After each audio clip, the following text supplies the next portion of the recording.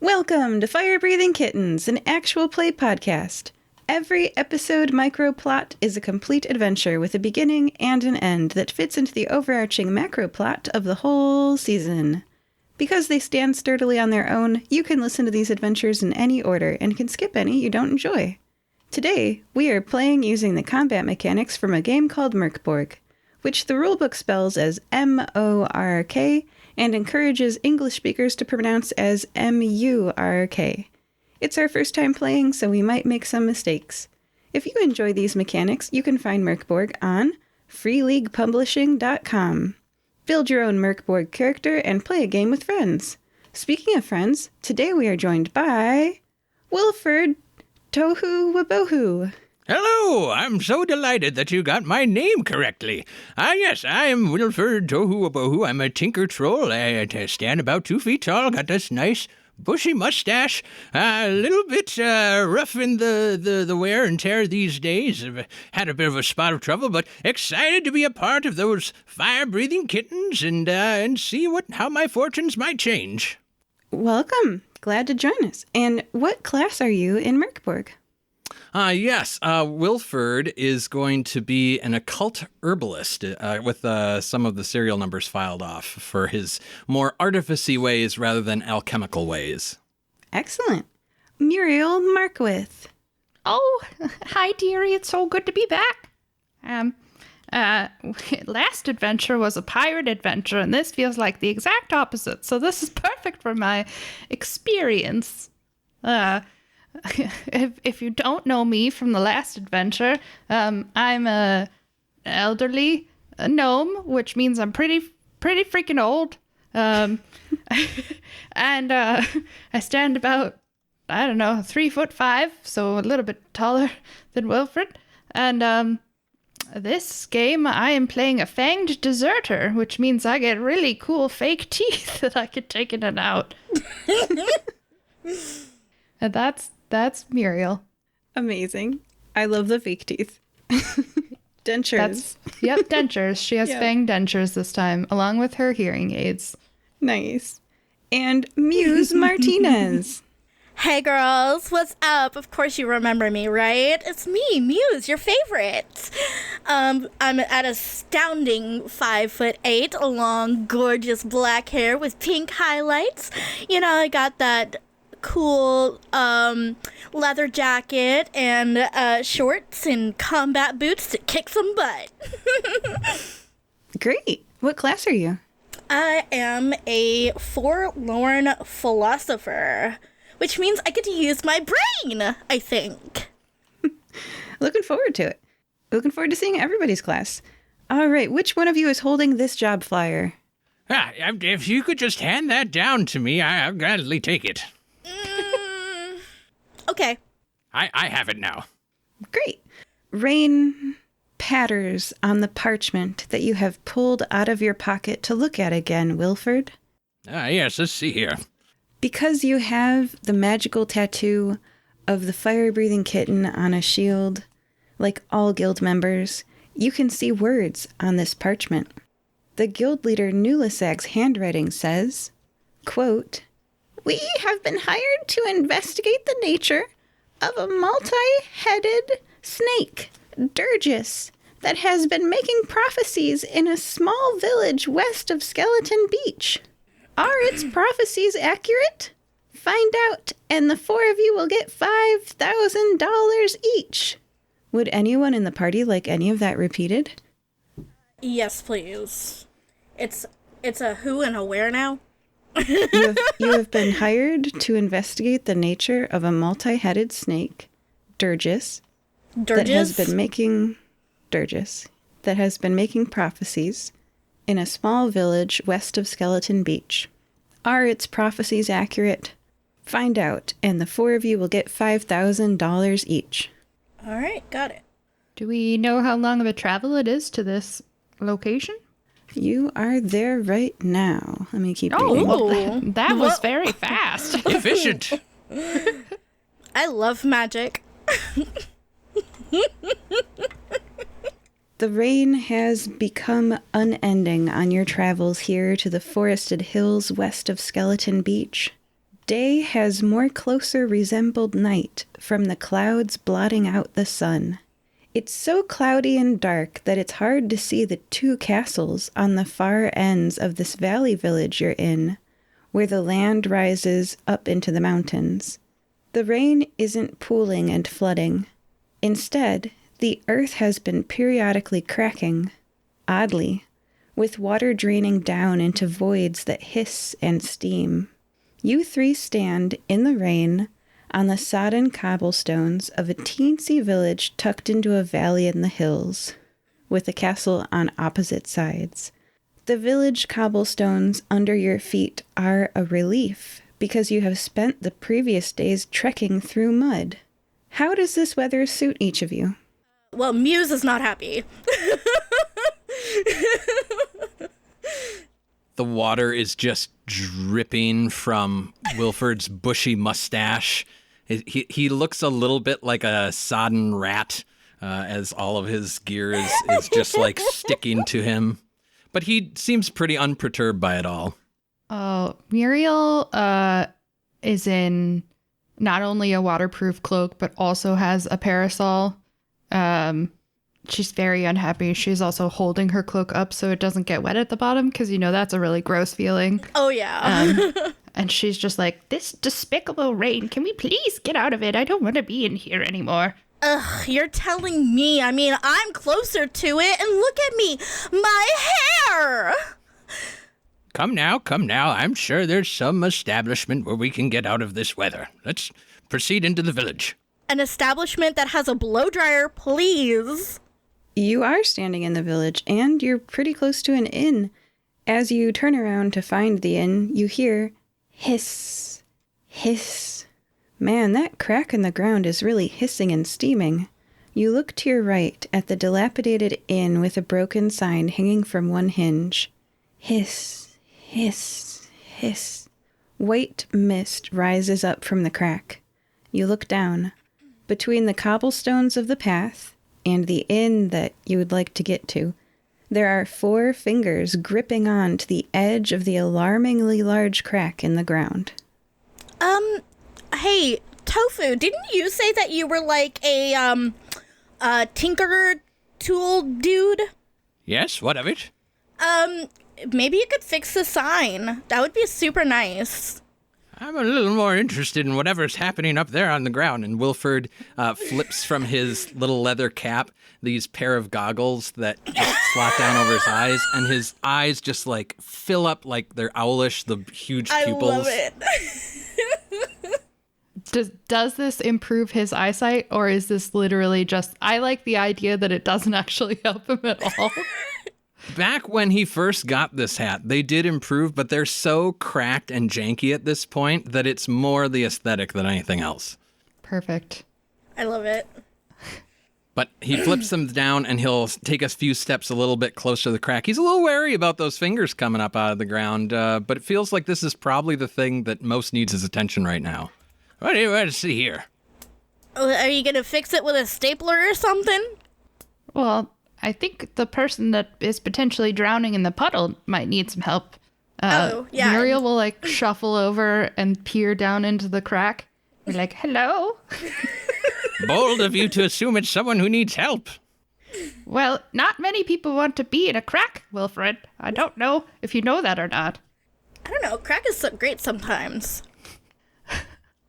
What is inside of the crack?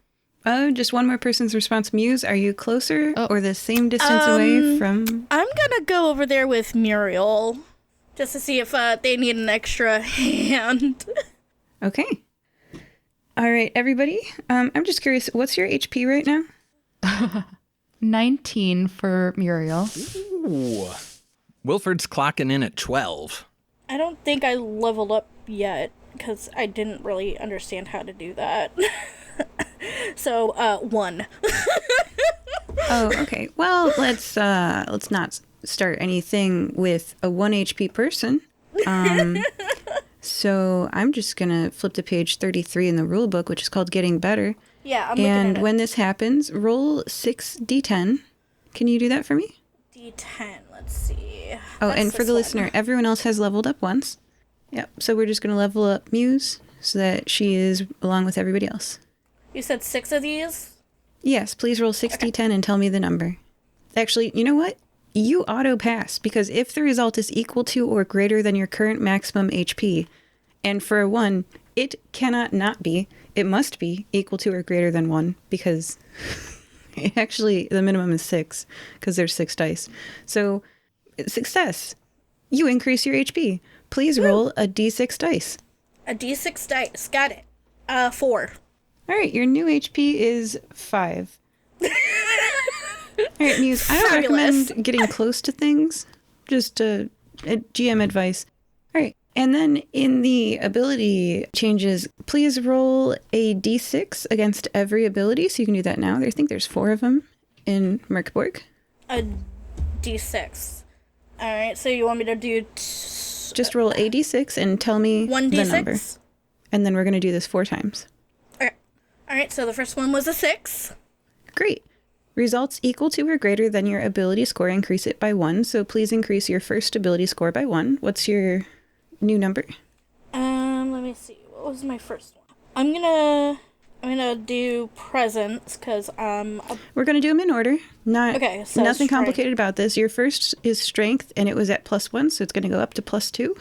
Can you roll another d6? Yep. 3. Great. Yep. So your strength is at +2, and your agility is also goes up from +1 to +2. Roll another d6 for me. Second to last one. Okay. 6. Great. Your presence goes up from +2 to +3. Woo woo. One last d6. All right. Ooh, another 6. All right. Your toughness is a -1, so that goes up to 0. Yay! I'm not the negative anymore. All right. So now that you don't have 1 HP, you have 5. Everyone feels a little bit better about this. I'm going to throw some enemies at you. Okay. Says you. Great. Starvation thin limbs. Pull a goblin shark-headed humanoid, then another out of the abyss. Someone please roll a d6 for initiative. I got it. 4. That will be a 4. Great. On a 4, the party goes first. Woo woo. Okay. You guys can choose your turn order, or you can fight about it and roll agility. However cooperative you want to be. Go.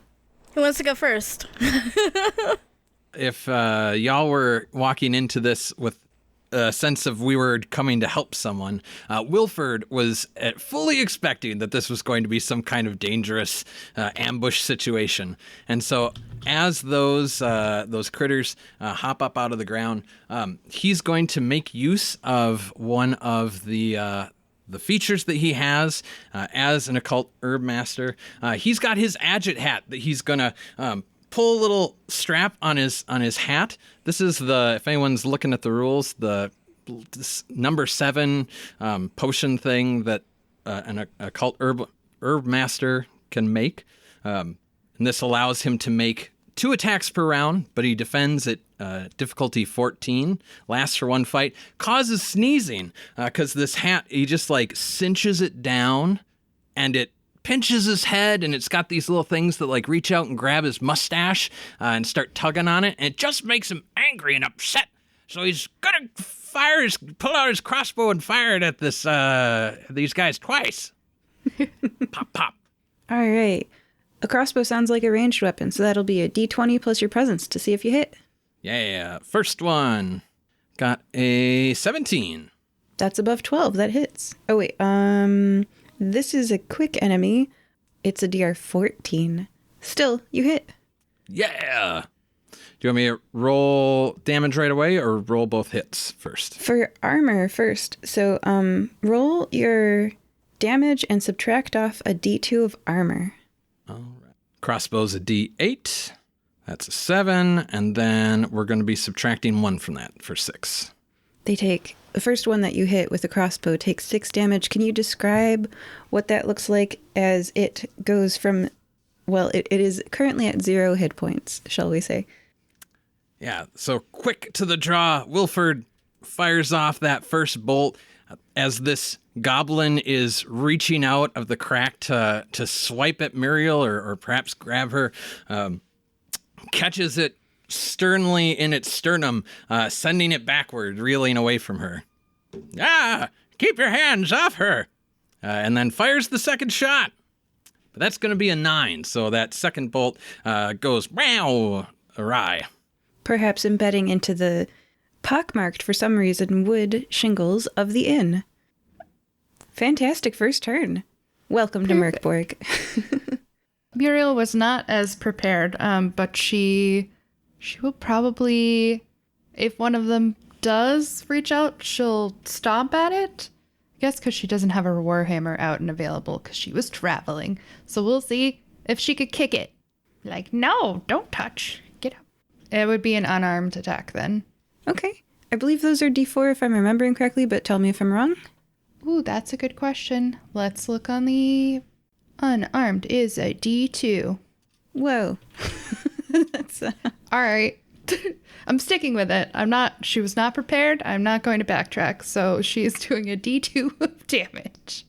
Would that be a D20 first to see if I hit? Yes, and they have a 14 for attacks and defenses. Okay. Well, Muriel got a 12. So the mud is very slippery. And yes. Oh, I'm picturing that. Muriel, are you prone now? Yeah, we'll go with that. Yep. And she's very unhappy about it. Oh, goddamn mud. Oh, and you were lifting the edges of your cloak earlier, too, to keep it from getting on you. Oh. It's in her boots now. Oh. It's unpleasant. My hip. My hip. My hip. Oh, gosh darn it. That leaves Muse. Save the day. Oh, boy. All right, so it says I have a warhammer. Because I'm special, can my fist turn into a warhammer? You can flavor the damage that you do any way you like here in Fire Breathing Kittens. Mechanically, you have a warhammer. It could be literally anything. I believe last time, what was your I weapon? had bullet boobies. Yeah. So you can flavor it Listen. any way you want. She's a cyborg, no judgment. okay? Yeah. She's a cyborg. It makes sense. She's the dolls from yes, Austin from Powers. Exactly. Yeah. Perfect. Yes, that's exactly where I got my my inspiration. Yeah, but your fist would totally. I'm picturing Warhammer she's gonna for your fist, like morph into a fist like with cool it's like, and she's like, "Hey man, those are my friends," and I'm gonna punch it in the face with my warhammer, I guess. Great. Roll a d20 and add your strength modifier. All right, ducky dice. Candlelight is not helping me. That's a 19. That hits. So, what is plus a what? Oh, well, I mean, it doesn't really matter. But plus your strength in general. Okay. But a 19 is above a 14, so it hits. Yep. And then it says D6 for damage. So that is a 5. Fantastic. Can you roll a D2? That's a D4 divided in half. A D2? I have a D4. So that's a 3 divided by half? Yeah. A 1 and a 2 on a what is D4 math? would be a 1, and a 3 and a 4 would be a 2. So that's a 2. So you subtract 2 from your 5 of damage as the ropey skin of this goblin shark-headed humanoid kind of, it's twisted and knotted under your skin, and you feel like the bone took less damage than you would have intended and served as armor of sorts. So you dealt 3 damage to the second one. All right. Did that do anything? Yes, it dealt 3 damage. Okay. What else can I do? I can't. Is that? Can I do anything else? Is that it? That was your turn. Good turn. Okay. All 3 players have gone. It is now time for the goblin shark-headed humanoid that is left to make a morale check, because in Mork Borg, enemies don't fight until the death normally. They will make a morale check if they have 1/3 of their HP left, or if half of the group is gone, or if the leader is killed. So can someone please roll 2d6? Okay. First one is a 2. Other one is a 4. That makes 6 overall. Mm-hmm. Their morale is 7, so that morale check failed. If you had rolled greater than the morale, they would have either fled or surrendered. But this goblin-headed humanoid, you see something in its eyes Like, the eyes are weird in this thing, you know? Instead of looking angry or looking hungry, or you've seen things on the way here in the woods that attacked you that they had motive to attack you. But their eyes reveal a truth. It's as if a ruined mind is watching its body prison perform terrible deeds. And it comes for you. And Muse, you were the closest. Now, I'm not going to take pity on you because you have 5 hit points. You were the most recent person to attack it. We'll deal with death if it happens. In Mork Borg, I just want you to not feel safe. This game's designed to kill you. So I understand. So please don't step as close to future enemies. Listen, If my you friends want are to- in danger. What am I supposed to do?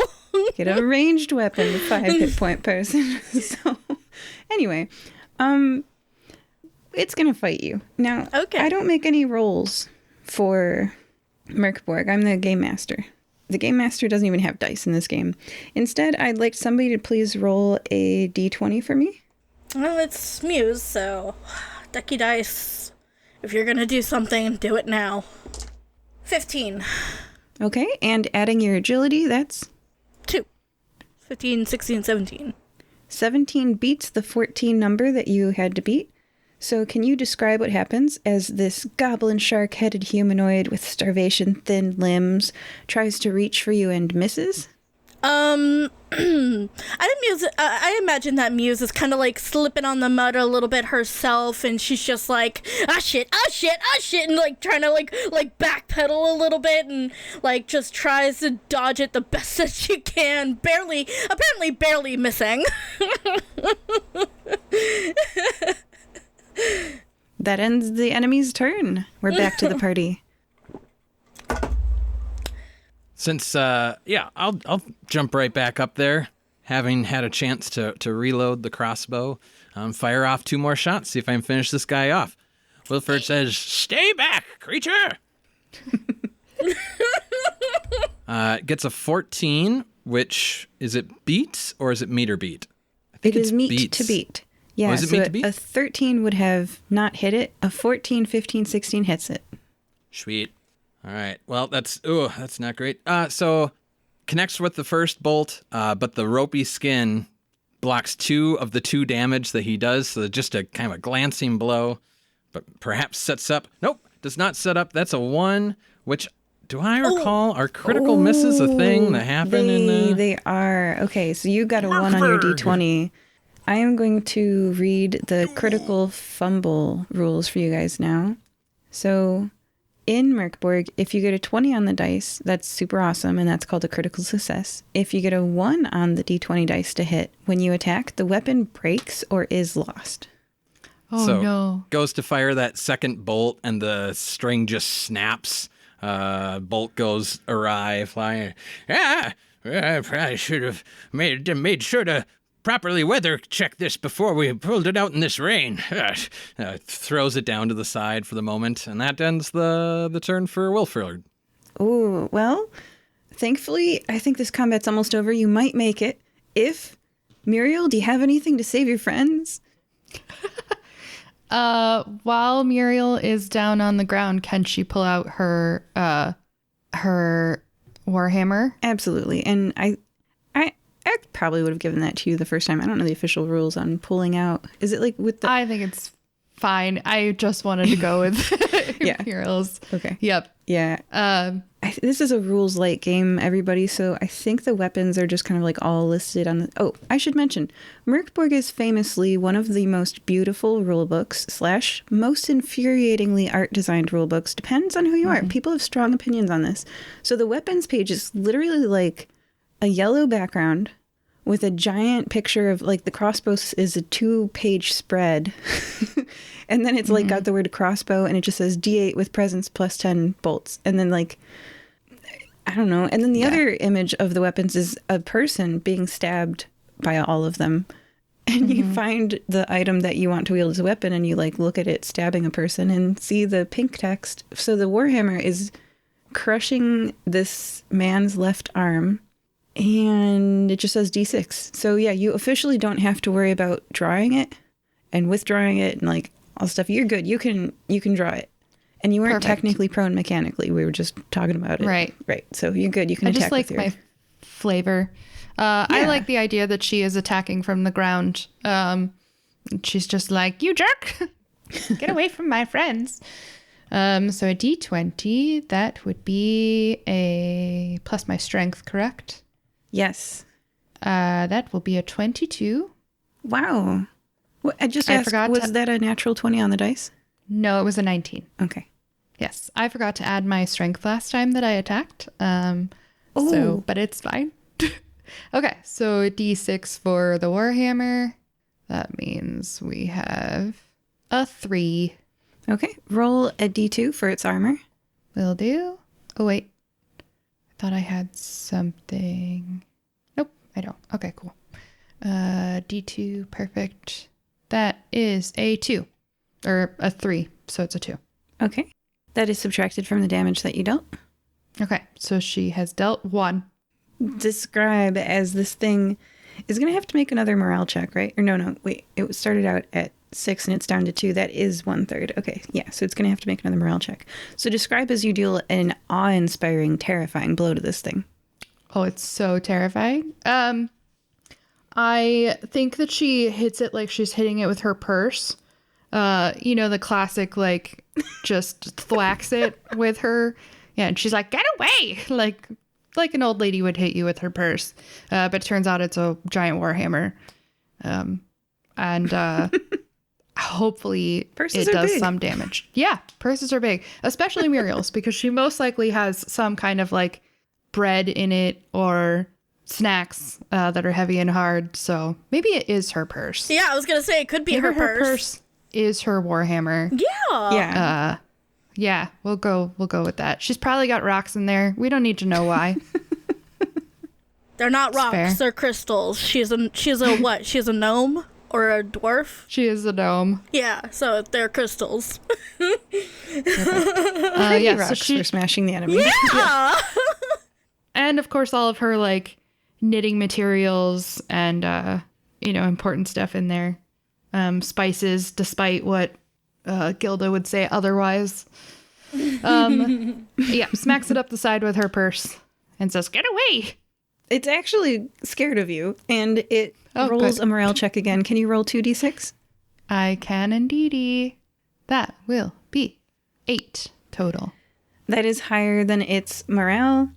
I'm going to just make a GM call on the surrender versus flee. It's going to flee, and it just hops backwards, raises its hands, and falls down into the abyss. You don't hear it land. Get out Bye, of here. bitch. Yeah. Bye, bitch. I'm gonna try to help Muriel up.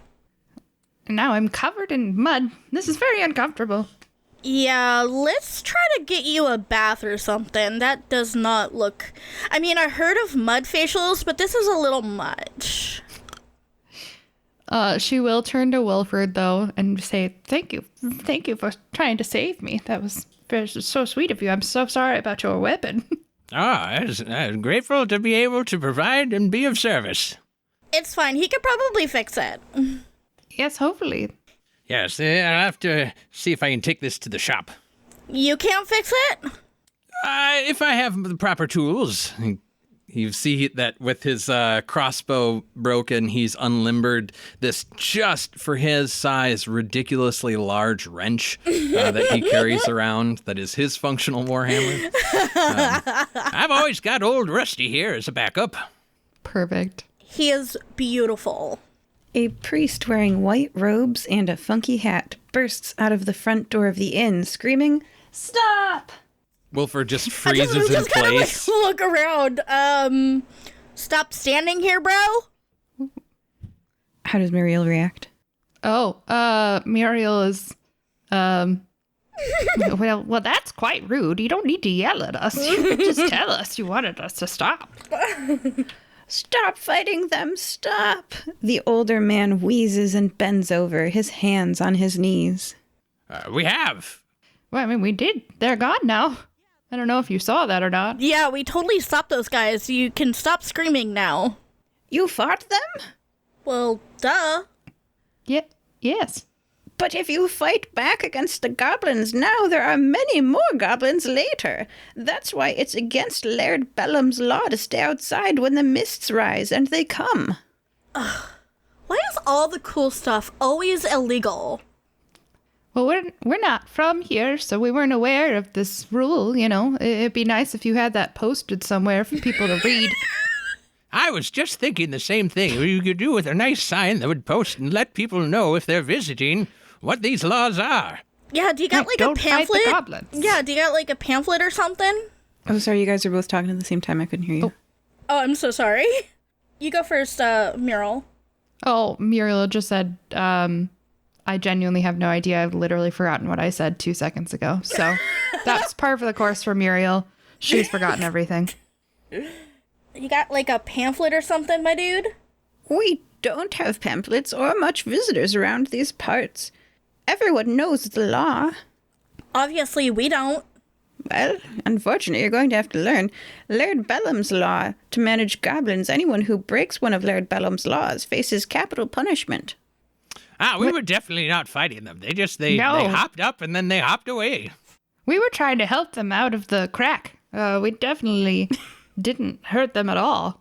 Yeah, they're fine. They walked away. It's fine. There's Yeah, one what's dead. your name, sir? Right on the ground next to you guys. Muriel kicks the dead one into the crack. Covers it. With my big body, I scoot over to Muriel so he can't see her kick it into the hole. Work together on that. Nothing to see here. Doors in buildings all up and down the street open. His face sinks.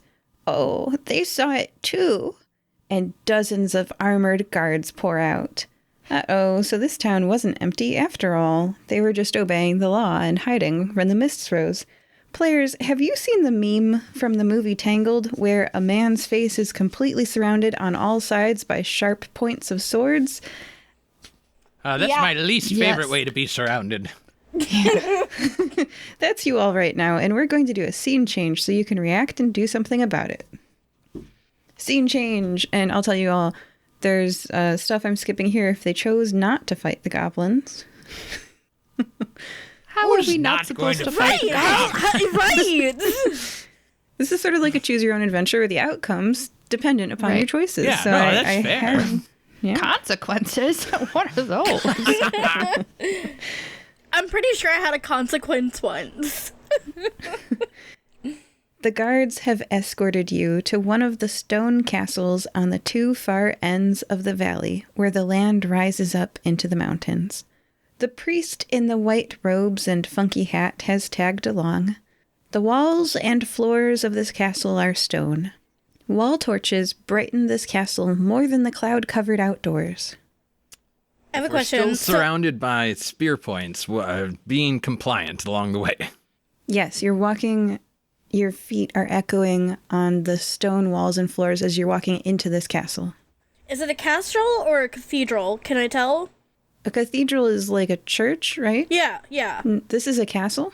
Okay. It's a stone building with Okay. parapets. Okay. Is there a moat? Yes. Good. We love a moat. So, hat guy, what's your gig? Me? No, the other hat guy. I know you, Tofu. I thought you were Jesus. talking about my adjut hat. No, I was talking to the other. Continue. No, the other hat guy. Jeez, the pointy hat guy. My name is Erm.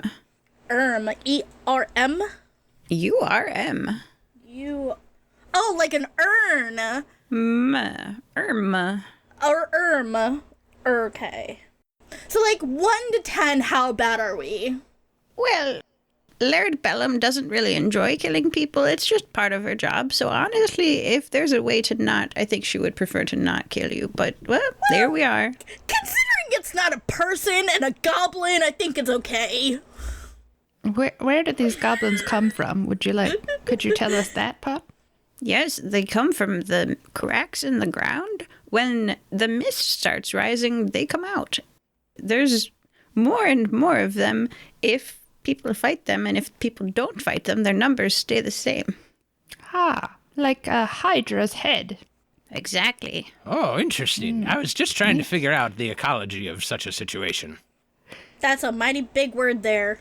The escort concludes in a long, high-ceilinged hall with a throne at the far end. Behind the throne is writing in a language none of you immediately understand, but the regular spacing and orderly lines show that these are clearly words. A regal woman with white hair stands up from her throne and addresses you. Ooh. I am Bellum. By the authority of the prophecies of Durgis, she waves her hands at the writing behind her. I rule this land and determine its laws. It says, stop here if not criminals. Gonna keep reading. You travelers have been brought before me because you broke one of my laws. Do you have any last words before being sentenced to capital punishment? I don't think those goblins know exactly what they're doing, ma'am. Yeah, I was curious. You referenced the authority of the prophecies, yes? Is it specifically a matter of Durgis prophecies that makes this a capital punishment, or is this merely a cause and effect that because there are more goblins, and so that's why this is capital punishment? Perhaps there's some way that we could, forfeit our lives by investigating this and removing the goblin threat, and then we can all call things square. Oh, maybe not forfeiting lives. Maybe Well, that's, I mean, there's it's another it's like option we're that we could volunteering perhaps- for a suicide mission, and so it's it's kind of like, oh, it's because they're doing this. It's like they're being and I'm not really too keen on being a suicide squad, my dude, but I do think that there's something going on with those goblins. So I am kind of on board a little bit. All right, and so you all said a lot of stuff. What do you want her to react to? I think Wilford? Tofu. I'm just gonna call you Tofu. I think Tofu has a really good point. Like, I think that we should all go down there and figure it out. So let's go with that. If you do you did think? go down there, you would simply return as goblins. We've tried that. It's not great. The reason why it's capital punishment is because you're going to die anyway if you face them. And it, like in a zombie apocalypse, you put down the one bitten. One who has faced goblins is, in effect, bitten. Well, But look, I'm none not of us bitten. were bitten. I'm not If bitten. you fight goblins, you become goblins. It's a strange mystical arrangement that someone has configured in this region. I don't want to be a goblin. I've fought goblins in other places, and I've never turned into a goblin yet. I've kissed a goblin and I liked it, okay? Like, there's no such thing. Quick question. The Codex tablet, how quickly does it take to use that? One action. Super fast. Okay. Can I really fast use it then and try to figure out what the words actually say behind her? Yeah, so let's read those rules. I've got them Okay. here. So if the listener is confused right now, what's happening is that Muriel has an item from a previous game. Pirate Borg, Cyborg, Mork Borg, they're all compatible. And you can use the items from one in the other games. Ancient relics on page 62 of the Pirate Borg game can be used to access ancient magical powers. Use your action to activate one in your possession, and then after using it, see if it breaks. Or if you're injured. So, go ahead. Okay. The Codex tablet says read and understand any language, glyphs, or runes for 1+ spirit rounds. Yes, and you can... Spirit's not in this game, so you can use your choice of stats for... Go ahead and pick a stat. I mean, I have a +3 strength, so... Yeah, for 4 rounds, Yeah. then you can Okay. understand and read any language, glyphs, or runes. Okay. So it just activates, and then afterwards, it is a DR12 test to see if it fails. All right, let's roll that now just to see if... Well, to see if it, like, explodes. So let's roll that now. Okay. Oh boy. DR12. The last thing we need is for this thing to explode. Right. Does that mean I'm rolling a 12, or does that mean I'm rolling a D20? You're rolling a d20 and adding your Thank choice of ability, which I recommend strength because it's at +3. Right. I don't know why I thought... Okay. 18 + 3, so that is a 22. No. Oh my god. 21. Great. You pass, so you are not stunned, and it did not explode. Wonderful. Fantastic. Great. So The written words spell out, quote, "And Durgis said, Bellum shall be laird, and make laws to rule the land." It also says, "The goblins shall not end until a sword that has killed exactly 12 times slays the goblin forebear."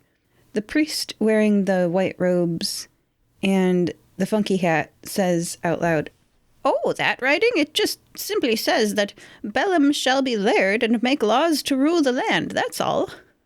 Ah, but you're wrong, my good sir. It says more. Oh. She puts on her reading glasses that have the same effect as Wilford's, that make her eyes like incredibly big. Very fetching. Thank you. They have the librarian. I'm thinking like Mr. Magoo. Yes, yeah. She has the librarian chain that keeps it on her neck, of course.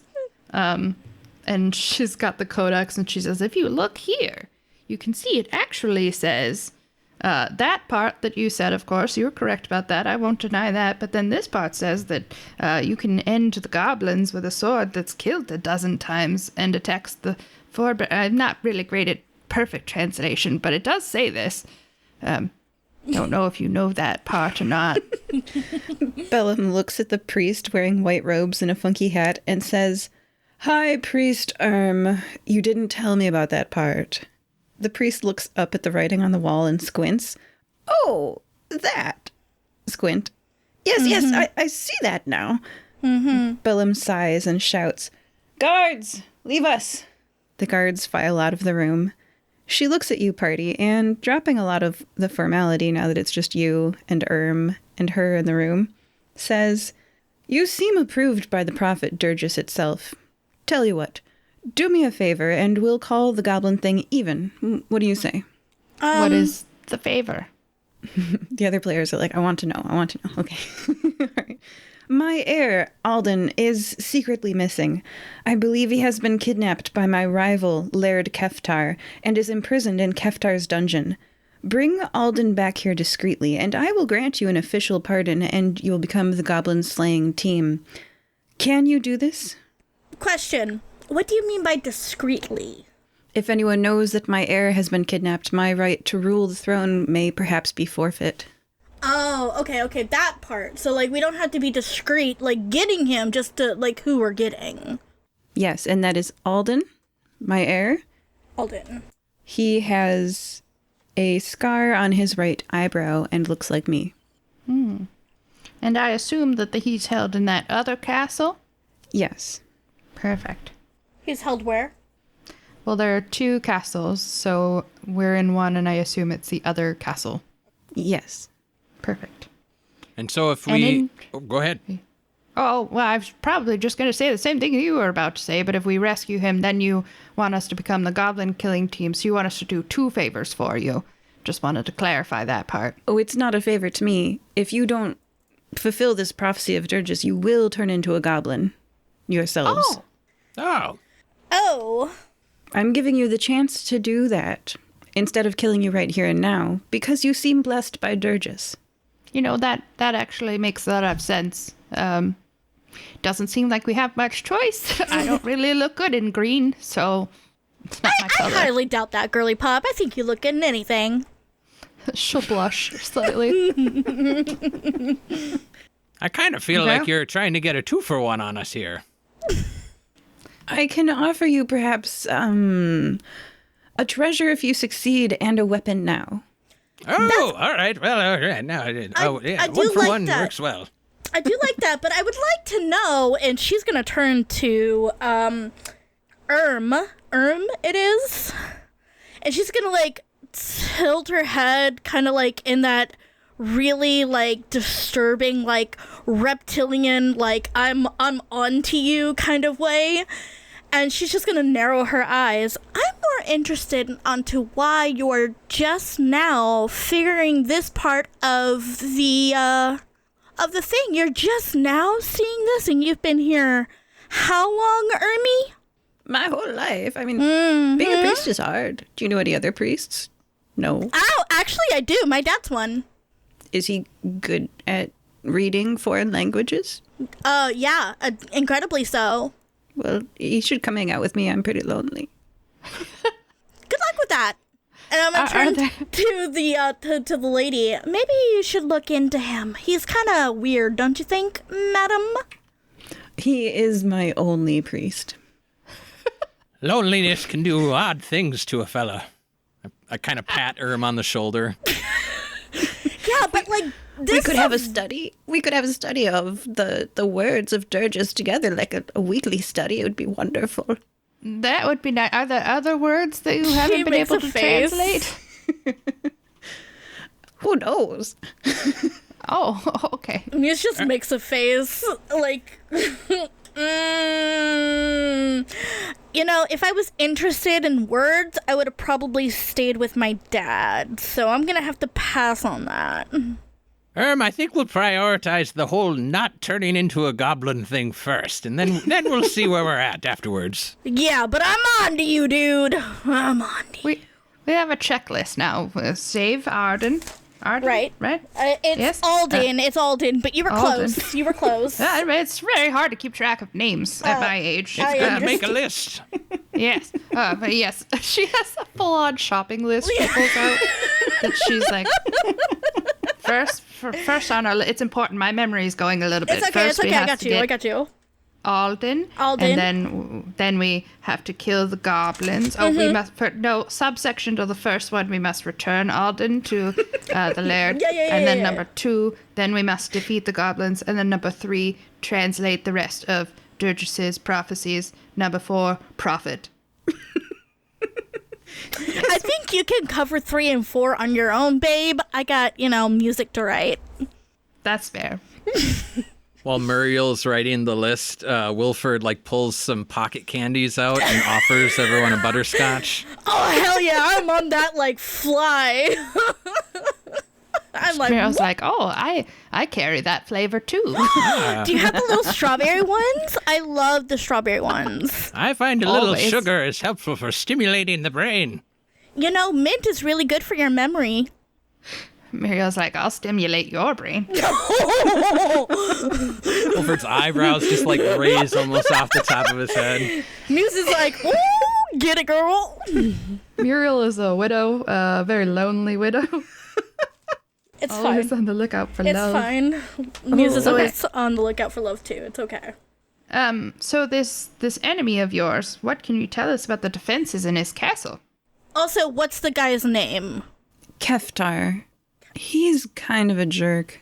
Kind of a jerk. Yeah. Okay. Kef- And does he have guard like you do? Yeah. Oh, great. Okay. Do you know how many guards, per se? You said Keftar? Yeah. Keftar. I don't know how many guards Keftar pays nowadays. Are they like a rich kingdom? Almost as rich as me, but not quite. All right, so guess it's safe to assume that they've got pretty high security. Is there a different way into the castle? Oh, most assuredly. I encourage you to find it. Of course you don't know there's one. GM's not gonna give us shit. like a cellar, or I don't know, maybe these two can pass off as servants. Definitely not me. I mean, have you seen me? Muse, you might first off. prefer the servant route. The alternative is usually going in through the sewer drain. She looks like she's really struggling with that one. Fine, but I gotta be a hot servant. Or we could go as fire-breathing kittens offering our services. Double cross him. I like the way you think. Look at you, little devil. What do you think, Wilford? Sounds like Muse is in. I'm not particularly opposed to this plan, but I'm pretty recent to the fire-breathing kittens. Does Nulasag frown on such behavior? As long as we get the job done. Yeah, who cares? It's fun. Also, can we suggest, spy names? Secret names? Huh? Yeah. Yeah, that I way we suppose don't, so. that way, nobody can connect us to the actual fire-breathing kitten, so nobody actually gets in trouble. Perhaps we can talk about this on our way to Keftar's castle. Kind of takes in and Lady Bellum just like standing there and like, move along. Kind of starts to usher. On your way out, remember, take a weapon, and pages Woo! 22 out of 96 on this rule book, there's a bunch of weapons. You can take a staff, a short sword, a knife, a warhammer, almost forgot the femur, a sword, a bow, a crossbow, a flail, a Zweihander, whatever you want to take. I meant to ask you, Zweihanders so can take you two said hands, so they can't be wielded with another weapon. Muse, I would recommend that you take a long distance weapon. Well, actually, I was gonna ask the GM. So last game I had the SMGs, and you said that it was compatible with this one. Can I still have them? That does auto fire, so it's actually not compatible with. Okay. Unless you take away the auto fire. So if you take away the auto fire, which is not a rule that's in Mork Borg, then yeah. So it's 2 D6s weapons ranged. That I'll accept as long as it's not. So auto fire is a cyborg mechanic where if you hit, you hit again, so you can do triple damage. Mm-hmm. On 2 weapons, it was insane. So because you can deal not just like a D6 of damage, but basically like 18. So just remove the auto fire, I'd say. Okay. Cool. Because it says a bow is a D6 here, so it is basically a bow. Right. Yeah. It says it comes with 10 arrows. So, yeah, that's just a straight Mork Borg, super compatible Zabo. Cool. Officially, mechanically. Yep. I'm going to get me a new crossbow. There you go. And that's a D8. I think I'll also get a crossbow, because those are really nice, and I only have my purse. You know what? I will also get a crossbow. All right, crossbow team. Yeah. Snipers unite! Woo woo! Okay. Bellum looks a bit fatigued and waves you out, like with a casual wave, and says, yes, take your weapons. And I'll tell you guys later some of the stuff you could have asked Bellum that she would have told you. Any other questions before you leave? Feels ominous. Well, that feels like we messed up somehow. Thank you. How long have you had these prophecies from Durgis? I mean, if Durgis is citing you specifically in this prophecy, it must have been somewhat recent. Where is Durgis? Is that dude dead? Durgis is a multi-headed snake who lives in a hole in the ground. Erm's been there. Erm's like, yes. You've been Yeah, we there? heard about him. Yeah, we heard about him in Skeleton Beach. We heard about that guy. He's west of Skelly Beach. Yes, we are currently west of Skeleton Beach. Anyway, it's a hole in the mountains, and there's a multi-headed snake in there, and it speaks truths. It's fantastic. Oh. Yeah. Isn't it strange that that's also where the goblins are coming from? Different hole. Oh, are you sure? Still underground. I don't know if you know this, but holes underground connect with each other sometimes. Especially with goblins. Oh, yeah, I would trust you on that, Miss Gnome. I mean, we're not all from underground, but okay. Way to assume. I'm from underground, so I love how you're not, but I am. Go ahead. Does Durgis regularly receive visitors, or is there some protocol when you approach Durgis's cave? Maybe we could have our book study at Durgis's cave. What do you think of that? That would be wonderful. Durgis loves company and is always telling truths about how the world is going to end. Oh, it's sad, but it's true. How do you know that they're truths? They come true. Oh, okay. So they're more like prophecies than truths. Yes, future truths. But how can you tell that all of the future ones are going to be true? Wilford's listening very keenly. They all have. Okay, but like that doesn't mean the future ones will. That's true. But at least they're not as bad as the prophecies of Vaton. Those don't come true.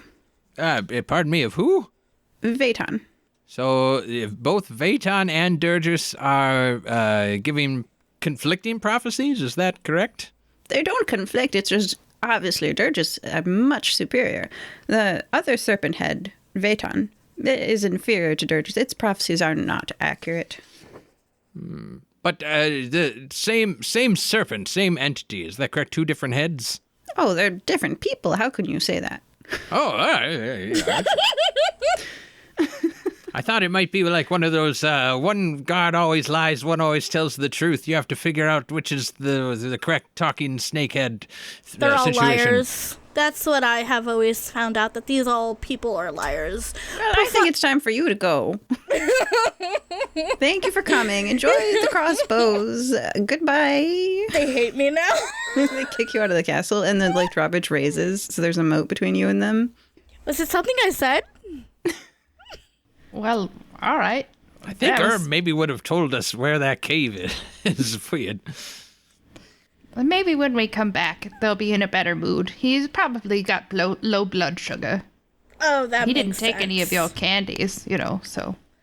Anyways, Yeah, let's I go suppose- rescue this boy. Yeah, and I suppose still important to prioritize the not turning into a goblin first. Do Should that we- first. should we save prioritize the that? boy. Yeah, should we save the boy and then not be goblins, or not be goblins and then save the boy? Well, they won't let us defeat the goblins until we save the boy, so we have to do that one first. Oh. It's like a subheading on the list. It's the Right. You gotta. That's why I put it on the list in this order. I don't know if you need to look at the list real quick. All right, so we're checking out the list as we make our way over to Keftar's Cat. How big of a stretch? Am I correct in imagining that without knowing exactly where the cave is, that we're kind of like presumably it's castle, there's a village between, there's another castle, and somewhere off to like the lateral edge, there's mountain range and presumably Durgis's cave / maybe Vatar's. Yeah. That is a good geography summary. You're in a valley with a village in it. It's got castles,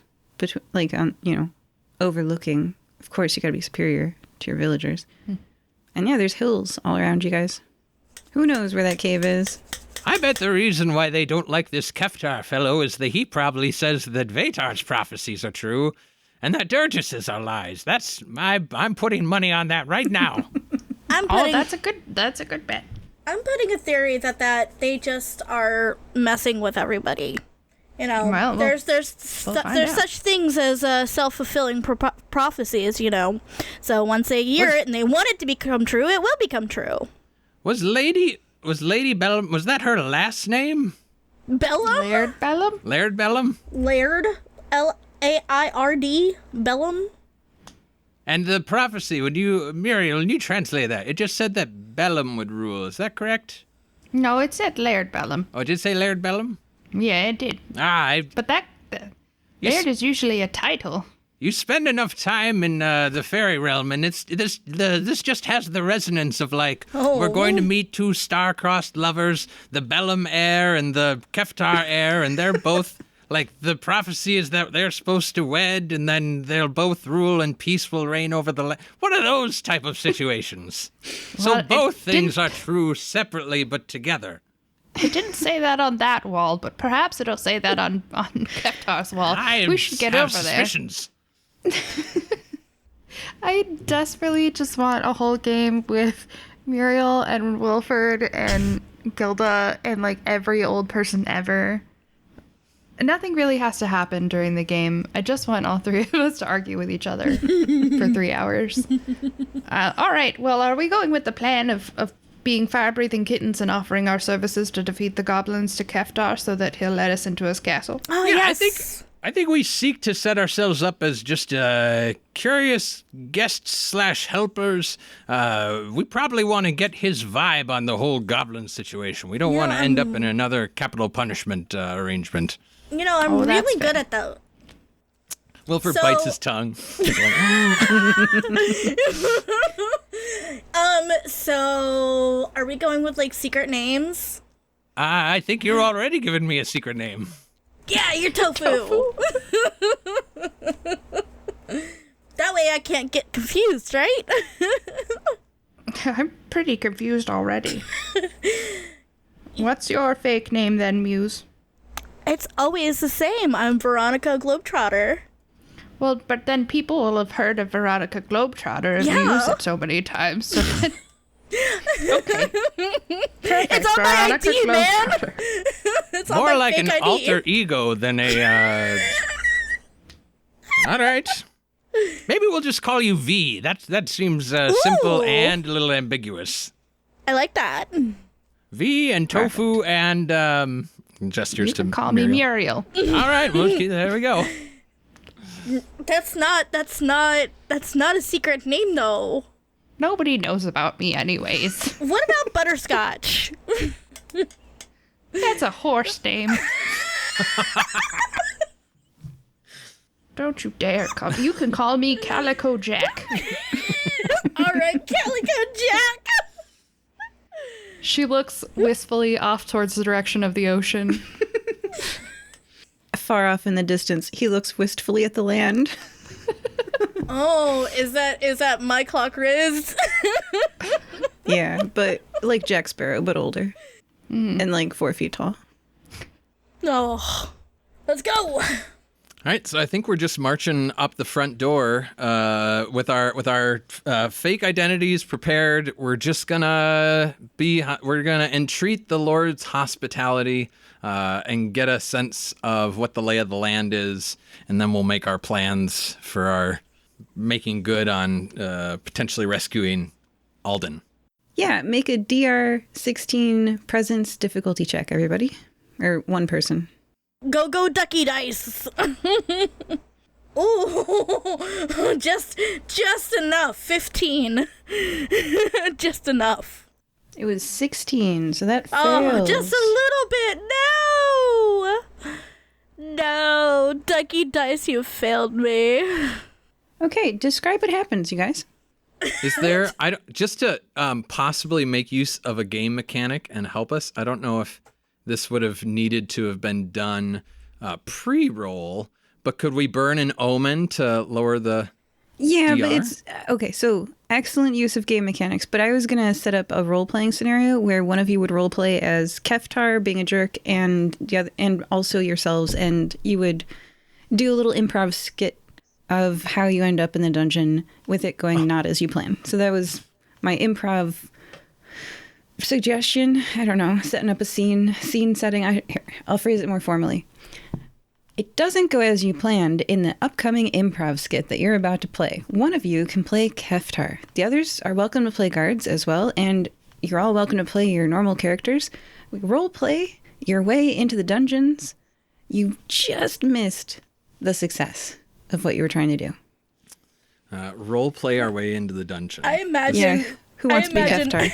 I imagine Muse just waltzes up to a guard and pulls out her fake ID, which says Veronica Globetrotter, and she's like, "I'm V, and we're here to help you out." Muriel, do you want to roleplay as the guard? I will do that. The guard says, well, this doesn't say that. This says Muse. Did you mean to give me a different one? Oh, shit.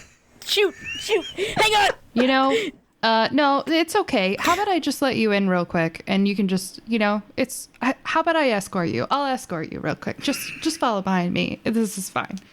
And he will take you directly to Keftar, and will whisper in Keftar's ear and be like, yeah, they're not who they say they are. Just to let you know.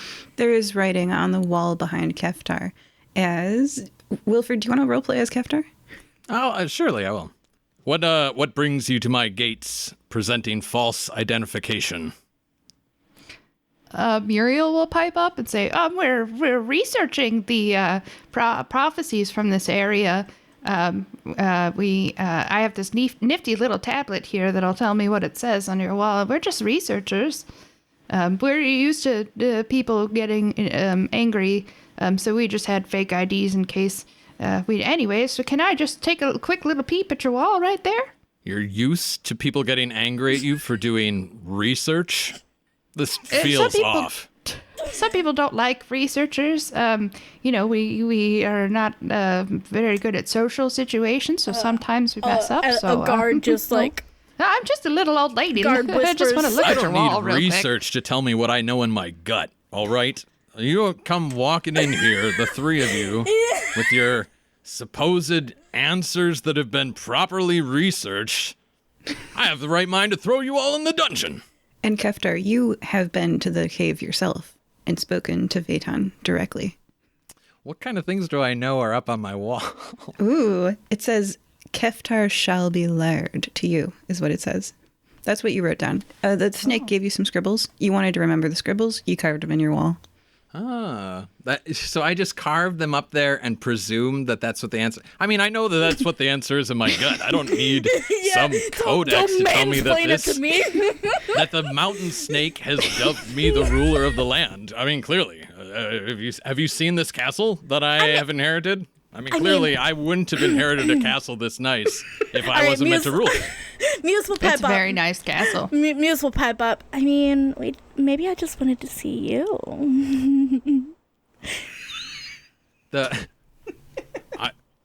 Excuse me. I am attached happily. I am, as you might imagine, I had my choice of many hands that were interested in being but did they look co-ruler like me? of the land.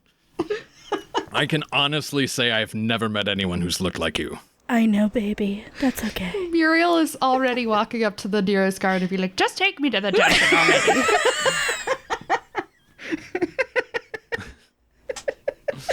You know what? You're right. We're sorry. Yeah, I think Muriel is walking up to that guard. The Keftar is signaling another guard to restrain Muse and pull her back. I mean, she doesn't gotta know, does she? Wilford's trying to be sneaky, but one of the other guards has already clocked the crossbow at his hip and noticed 2 identical crossbows on the other researcher's belts. Unhand me. This is just for protection.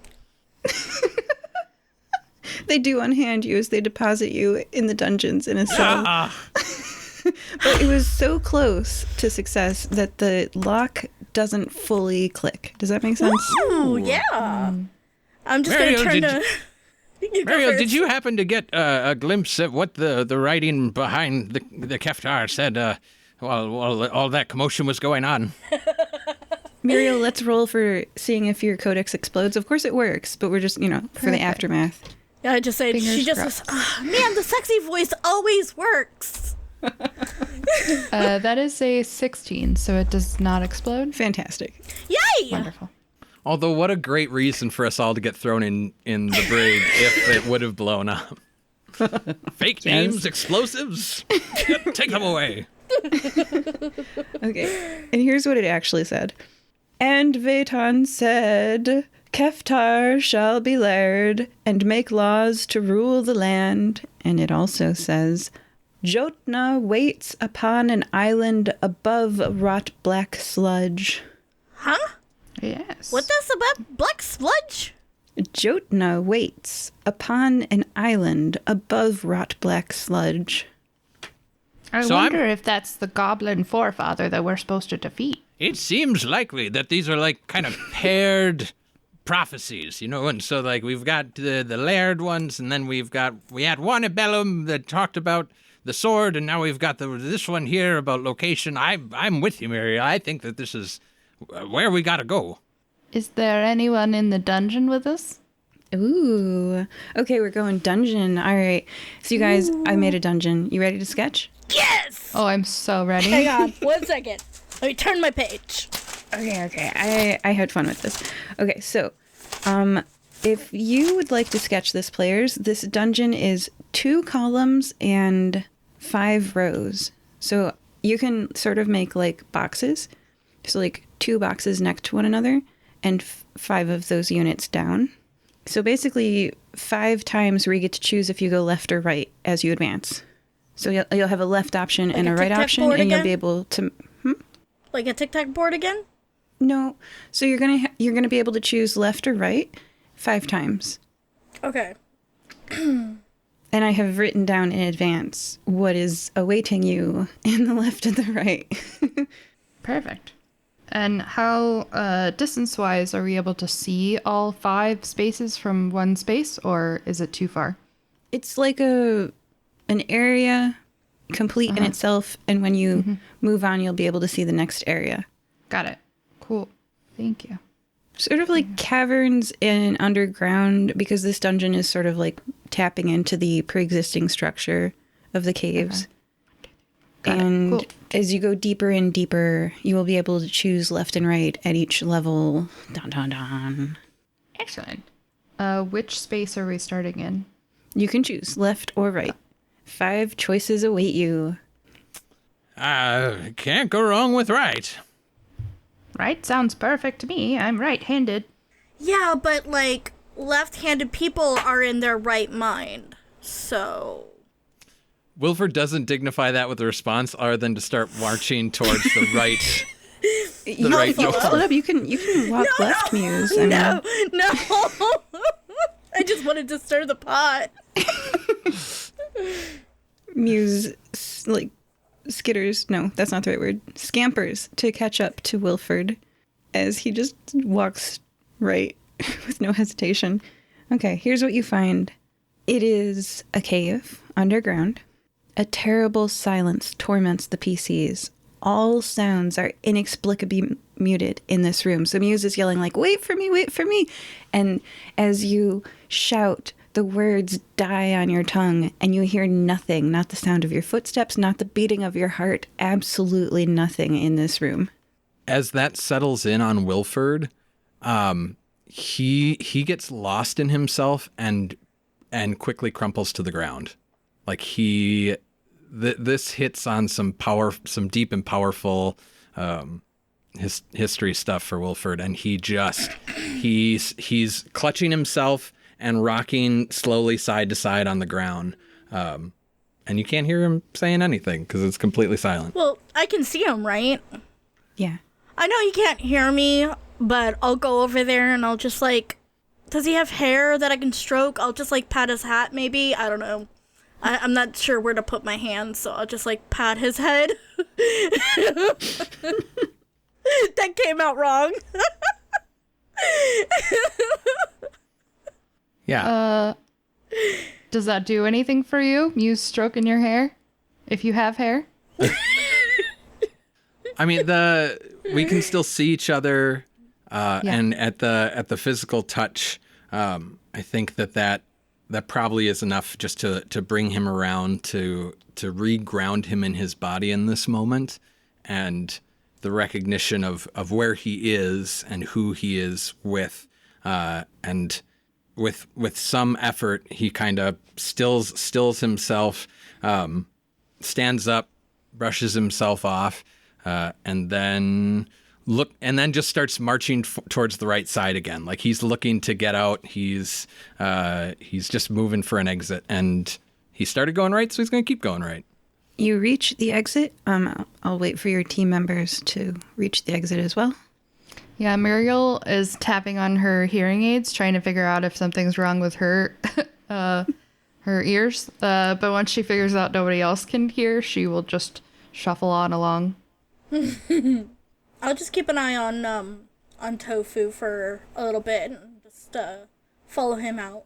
You all emerge. It's sort of like the 2 paths converge, so you're in a one central path again, and you have a moment to connect. Can we hear again? Mm-hmm. Wonderful. Wilford, are you okay? I'm all right. And he says that, but he's like gripping his wrench in like a death grip, and just like spinning it's a monkey wrench, so he's kind of spinning it open and closed over and over again, and just you hear this kind of click when the jaws click together, and then he spins it back open, and then he spins it closed, and he's just doing that over and over and over and over again. It's literally a I'm fidget fine. spinner. I'm fine. You look like how I felt when the Kardashians were canceled. I don't know who those people are. What does canceled mean? Don't worry about it. Are you okay? Are you sure you're okay? You don't look okay. Thank you, Muse. I don't know what we're going with right now. I appreciate the sentiment, but let's put that room behind us. All right, you're good to move on? He nods. I'll just again, pat his little hat. You got this, buddy.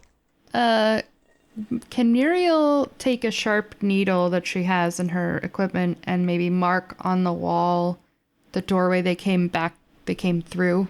Yes. Okay. Perfect. You know, just in case. Absolutely. Very smart. You are once again presented with the choice of left or right. Well, I feel like left would put us back into that room, which is what we don't want. Those two rooms were the left and the right option, and they've come together into the central path again, and it's expanding again. You can choose left or right. So this is a dungeon. Just to give you guys some explanation, there's a right option, if that makes sense. Like, there's a correct option that the guards use to get through the dungeon. Make sense? Yes. Sure. So if you know the right order, you won't have to face any enemies at all. Ah. Foreshadowing. But if you don't know the right order, you will face Yes. enemies that will fight you. Perfect. Because it's a dungeon. It's a designed space. But we don't know that. It could be a labyrinth. Is this a hint that we need to go right, or? I think we just keep going. You always stay to the one side, and that way, if there are twists or bends, you eventually get your way out. There haven't been any twists or bends, though. This has been very straightforward. We've only gone to one room. But I heard you say earlier, Muriel, that you haven't spent that much time underground. Sometimes these enclosed spaces can be disorienting. It can, know what? but I You're feel right. like I feel like right was not the right answer. You know, maybe we could go left this time. And Wilford, like, kind of closes in on himself a little bit. He's just like, but if we do deviate from taking right turns and we take a left, then we don't know if the path goes but around. like, okay, but your idea, but left. He like again like, but we're in it. I think I'm gonna tell you, like, as the player here, like, if you kind of, especially he's pretty shook up. If you were to press hard on going left, he'll end up following along because he wants to stay with the group, and you get that vibe. But he's also pretty interested in going to the right. That's where his vote is. All right, Muriel, what do you think? Give me some wisdom. I'm only 20. Oh my god. A child! We're in this dungeon with a child! I'm not a child. I'm an adult. Okay, I'm 20.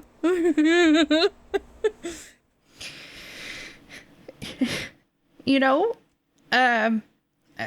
Wilford was right. I don't have much experience being underground. But there has to be some kind of pattern. And, you know, in the last cave, there was nothing, quite literally. So perhaps, I don't know.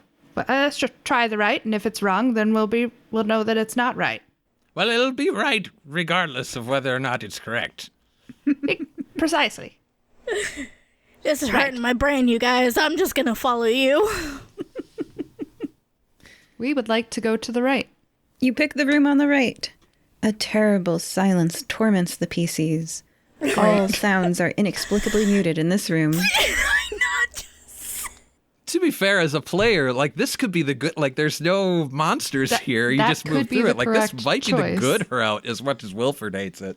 Yeah. Right. You know what? Since there's no sound, can I like take his hand and just hold his hand so he has something to ground to? Yeah, Will he let me do that? as you go to grab his hand, he's like smacking himself with his wrench, like just hitting it against different parts of his body. But as you give him your hand, he'll still the smacking and just grip your hand and pull. He's pulling towards the right, like he's moving for an exit. He knows the direction he wants to go. That's where he's going to take you if you let him lead. I will let him lead. You reach the convergence again, having not faced any enemies. All right, I feel like it can't possibly be 3 in a row. Unless that's what they want you to think. Unless that's what they want you to think. Is this what the people running Squid Game feel? They're like, yes. Yes.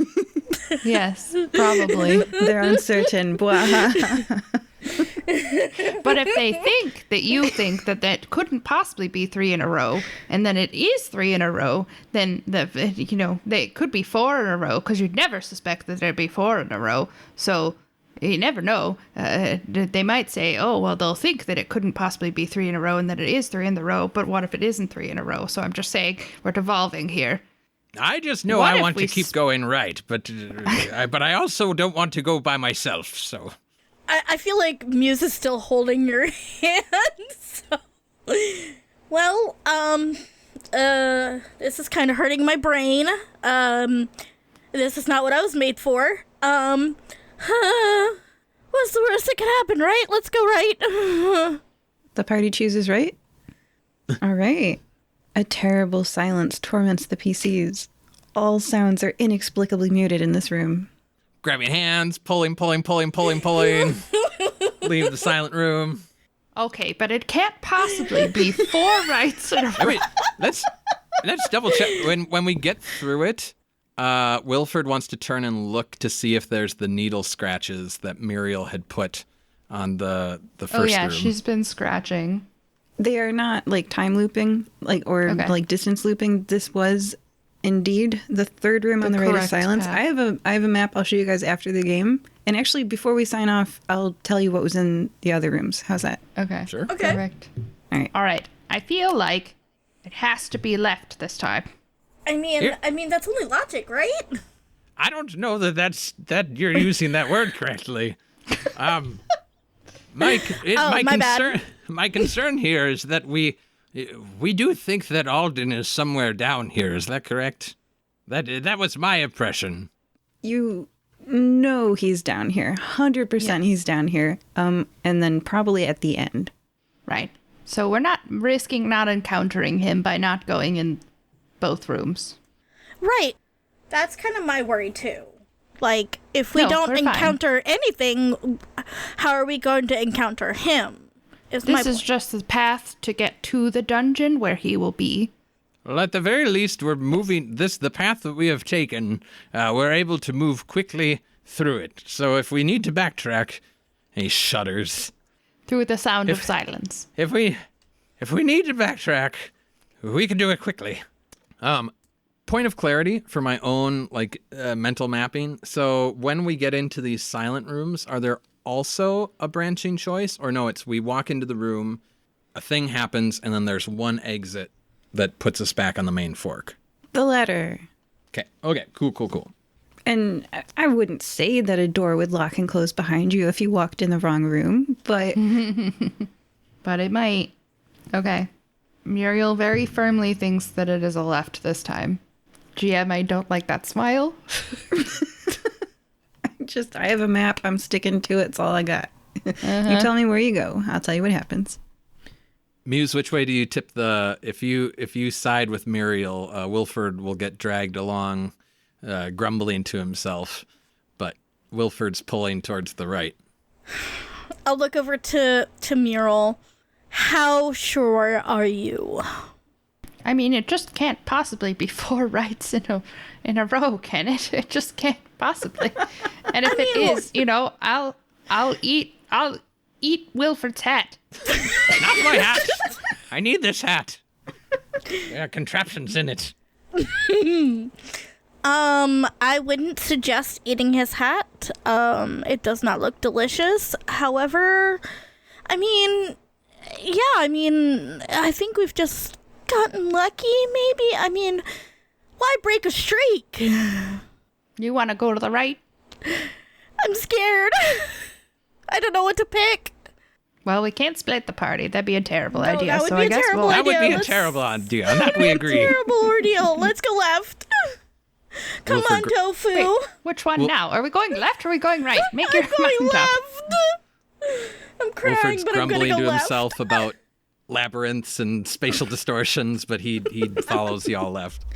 Oh my gosh. I just want to show you guys the map, all right? I just want to show you the map. Can you see No, you this can't map? spoil it for us now. Yes. Well, you did it. You did. Can you see this? Yeah. A terrible silence torments the PCs. All sounds are inexplicably muted. Let me tell you now what was in those other rooms. All right. First room on the left, Wait, we didn't get to the last one. We've only done 4 rooms. It's going to be prisoners in the last one. Oh, okay. Oh, nice. Yeah. First one on the left, skeletons. Mm-hmm. They would have beaten you with their femurs. Bony fists. And second one on the left, dusk gnomes. They would have crawled from holes and climbed the walls and been small and quick but frail. Not like our favorite gnome. Just like... Thank you. Kind of like spiders. The third room was a bazaar from a distorted dimension, would have sold you stuff. The fourth, so that was the first 3 on the left. The fourth one on the right was guards, crooked guards. They would have beaten you and tried to imprison you down here. Yeah, you made it. You made it all the way through my dungeon. They're cheering. They've got their fists raised over their heads. Yeah. Oh, Wow. God. You beat my dungeon. And you can see, I printed it out. You saw. I was so close to saying right. You have no idea how close I was. Good work, Muriel. I knew it just couldn't possibly be 4 in a row. It had to be. But I was ready to pick left on the second one and third one. So thank you, Wilford. All right, we quickly move through the silent room. Put that behind us. Yeah, we course. quickly moved through it. All right, and the very last one. They are, and I think I'll read this room and then we'll go out for part 1. They are incredibly starved with a mad look in their eye. The people in this room, they're wearing rags. They're chained to the ground, but those chains extend to the room's entrance, which just closed and locked behind you as these mad prisoners reach their strangling hands for your neck. We will sign off for part 1, as this will be a combat. They have really lost their minds down here, and they're going to fight you.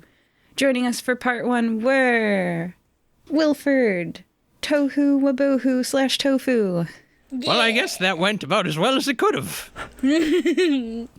Muriel Markwith. I just couldn't possibly be 4 in a row. That would be ridiculous. You've outsmarted my dungeon puzzle. Muse Martinez. My brain hurts. Perfect. And we have a review from regular smiley face, upside down smiley face, diamond, upside down smiley face, regular smiley face, who said, my favorite character is ... all of them. P.S. I think Noog's idea is very interesting, and I think I would like to make a character that can't talk. That is very cool and inspiring, and I like the poetry, with 4 exclamation points. And if you leave us a review on iTunes, we will read it on air. Thank you. Bye-bye. Bye-bye. Bye-bye. Bye. Today's mid-episode shout-out is, quote, thank you to the best Hatha yoga instructor ever, Annika, for helping me find balance and peace in a hectic world. Your guidance is a true blessing. End quote. You can arrange for us to read your shout-out at firebreathingkittenspodcast.com. Did you know we have paperback, ebook, hardcover and audiobook adaptations of our adventures on Amazon and Audible? Is there an episode of Fire Breathing Kittens that would make someone you know smile? Well, telling them about it would help us. Thank you. Welcome back to Fire Breathing Kittens, a Mork Borg actual play podcast for today. We play a different game every time we meet up. Stuff happened in part 1, and we don't expect you to have perfect recall. So, for today's recap, Wilford has volunteered. Wilford, what happened in part 1? This is how I remember things going. So our party arrived at the village of Two Castle Valley. It's rainy, we're sodden, it's a mess. We're getting our bearings in town when we're attacked by a pair of mad goblins that scarpered up out of a crack in the ground. We fight them off, only to find out that apparently doing so is a capital offense in this land. We were hauled off to Castle Bellum for execution.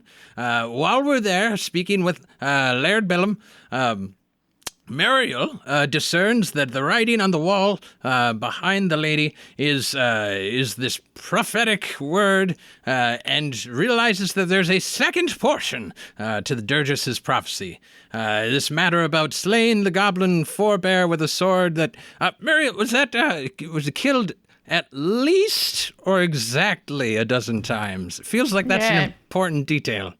Made at least 12. At least 12. That sounds right. So Laird Bell levels with us. She's looking for her Wait, missing... I have a question. I gotta interrupt. Do any of you have a sword? No. Not yet. No. Okay, keep going. And none keep of going. us thought to grab it from the equipment. I assumed there was going to be like a prophesied sword. Like they'd have to give us one. But Now we have it's to just go any back anyway. sword. We're not gonna haul Alden around with us while we're doing the goblin slaying. We gotta get him back. We'll get a sword then. Maybe he has a sword. Maybe he has a sword. Yeah, I bet he has a sword. Problems for future Wilford. Yes. So, Laird Bell levels with us. She's looking for her heir, Alden. She'll pardon us of the offense of fighting goblins if we retrieve him, with the expectation that we would then go on to slay the goblin forebear as per the prophecy on the wall. Seeing as how we are needing to do this anyway to stop our magical transformation into mad goblins ourselves. She believes that Alden is in the dungeon of Castle Keftar. So we depart after finding out from High Priest Erm that upon our return, there's opportunity to go to Durgis's cave. Erm's been there before. The giant snake loves company, apparently. We might have a text study. Who knows? But we depart for Castle Keftar, planning to scout the situation. We've got code names. We're so prepared. But the conversation goes sideways. Long story short, we end up in the dungeon. Muriel shares with us that she read on Keftar's wall a portion of prophetic writing from Veitan declaring Keftar will be laird and saying that Jotna waits on an island of rot black sludge. Seems very important. We manage to escape ourselves. We start making our way out. There are many, many awful rooms of deafening silence. Muse and Muriel help steady me, and the party moves through with relative ease. We're truly the ones who've been foretold. Jotna shall fall by our hand. Once we get a sword, a sword will be found. Jotna will fall. It'll all come together. We get to another prisoner room at the end and are immediately set upon by these starved prisoners that we've come to help. Fantastic recap. I think that was everything. Does anyone have anything to add? Nothing on my end. I can't quite remember the last 2 hours anyways, so Put I on trust you, the Wilford. list that we need to get a sword. Oh, yes, I have. I'll just put that under a subsection of number 2, get a sword after rescuing Alden and returning him. Put a PPS and maybe we can ask Alden if he has a sword. Yes. Yes. Yes. Did they literally throw us in this dungeon with all of our weapons and all of our items? Yep. Wonderful. Convenient. These are very intelligent guards. Muriel will ready her Warhammer purse. All right. Are you all ready? Ready? Do I have any food in my backpack? You tell Actually, me. you know what? I'm gonna turn to the elderly people between me and I'll be like, quick, throw them your candy. Well, They're just hangry, guys. If they're starved, they really should, mix this with water. We should make a thin broth that's not... We don't have enough time, Wilford. Throw them your candy. I take Muriel does have sandwiches packed in her bag, of course, like every grandmother does. And cookies, probably. Can somebody roll initiative before we start doing stuff? Let's see who Sure. acts first. No, that's ridiculous. Unfortunately, all I have are drugs. Is that a D6? Is Yes. that what you would like? Okay. That would be a 2. A 2. That means that they go first. Oh, that's great. I love that for them. There are 10 mad prisoners in this last room of the dungeon. They aren't wearing any armor. They're wearing rags, dirty rags, filthy, soaked rags with sweat and crusted blood on them. They are chained, but their chains allow them to reach you anywhere in the room. It just slows them down a little, and they reach out strangling hands for your necks. Now, there's 3 of you, and there's 10 mad prisoners. So I guess I'll have 3 of them attack each of you, because that seems fair. Sure. Okay, and then I'll have you roll a dice for whoever gets attacked last. So somebody roll a dice and determine who gets the extra prisoner. Do you want I'll do it. Sure. I'll just voluntarily do it. Okay, you get attacked an extra. Wait, you have 5 hit points. Why are you doing that? Yeah, don't know. let's let that be Muriel. Muriel with the 19 hit points will take the extra. I honestly forgot I only had 5 hit points. Well, let's remind you. So we've got prisoners coming at you guys. I'll have everybody. We're going to take turns. So we're going to do this 3 rounds. Wilford, roll a d20. Add your agility. Tell me what the number is. Oh, that's a 9. Roll a d4. That's a 1. You take a damage. Do I get to roll my padded cloth armor to? Absolutely. That reduces damage by 1. Hey, you have someone's hands around your neck. It's a DR12 strength check to break free. Get off of me. Next up, Muriel. Roll a d20 and add your agility. Oh, that's me. Yep. That is a 15 minus 1, which is a 14, but then I have heavy armor that gives me +4 on agility tests. Nice. Wait, no, that makes it harder. Ouch. Excellent. But then I also have a description that says normal agility tests are DR14.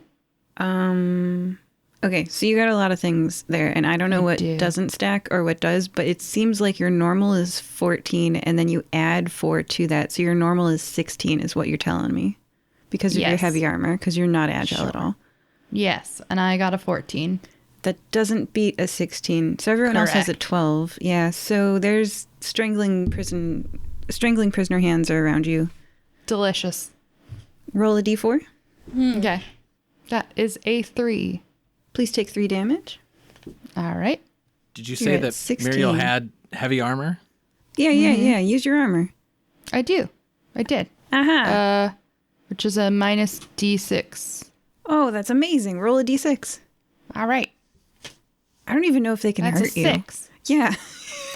You're so sturdy, Muriel. They reach up to your metal armor and they're like, eh. What was that like noise? to think What was that noise? She like crocheted metal together, and that's her heavy metal armor is crocheted metal pieces. It's You not. can actually do that with chainmail though. So everything hits you, but nothing hurts. Yeah. It's kind of cool. She's like, get away from me, you you jerks. Buy me dinner first. Muse, roll a d20 and add your agility modifier. Okay, go ducky dice. Let's go. And that's gonna be a not great 12 plus 2. That beats a DR12. So that would be They miss you. yeah. Oh, okay. So that's better than I thought. All right, that was 3 prisoners. There are 10 here. Wilford, please roll a d20 and add your agility. It's a 20. 21. that's It's amazing. so nat 20 and then +1 on that. All right, Does that mean let's I read- get a free attack? Yeah, it does. Yeah. As I dodge this guy in a deft way that allows me an opening, I look around. Do any of these prisoners have a scar over their right eye and look very similar to like if Lady Bellum was emaciated in some way? Yeah. You found Alden. One of the ones who is Alden attacking right now? Alden hasn't attacked anyone yet. It looks like it's prisoner number 10 gonna attack Muriel. I'll just tell you in advance. That's fair.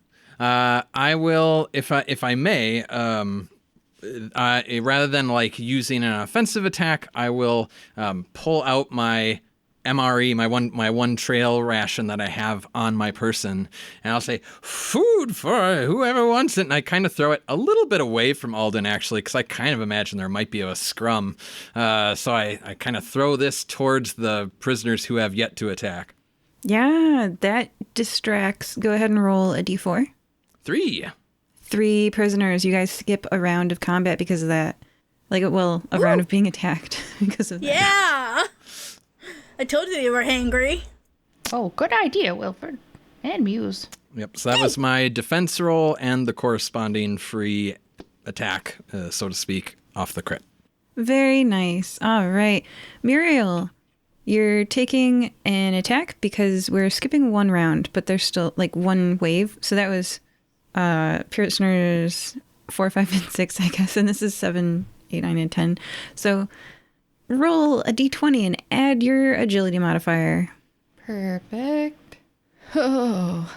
That's a 13 plus -1. So 12. Yeah, that's not a 16. It's so not it a hits 16. you, but roll a d4 and then subtract a d6 from it. D4 was a 1, and a D6 is a 6. Oh my god. Put that dice in jail. Yeah. So we're fine. That was good. The prisoners So are just Muriel making is fine. biscuits on you. Just Yeah. Muriel's like, get off of me. I didn't ask for this. I have a bubble. Oh, you need to brush your teeth. Personal space, sir. Yes. Okay. That ends them trying to, I guess, invade your personal space. Muse, this is the last attack on you because some of them are distracted with food. Alright. Go, ducky dice. Ooh, that one went way over there. Hang on. 15 plus 2. So just barely. 15 plus 2 isn't only just barely, it's much higher than 12. They do not hit you. Remember, the standard difficulty rating in Mork Borg is 12. Oh yeah, I thought it was 16 for some reason. It is for Muriel because she is wearing heavy armor. Oh. Okay. Yes. Now, the very last attacker, the one with the scar over their eye, attacks Muriel. Muriel, roll a d20 and add your agility. Let's do this thing. That's a 1. oh no! Like it was a 2, and then it's a -1, so it's a 1. Oh. Is it a 2 or a 1? Because if it's a 1, your It was- armor gets reduced by 1 tier. It was a 2. Oh, okay. I rolled a 2, and then my agility makes it 1.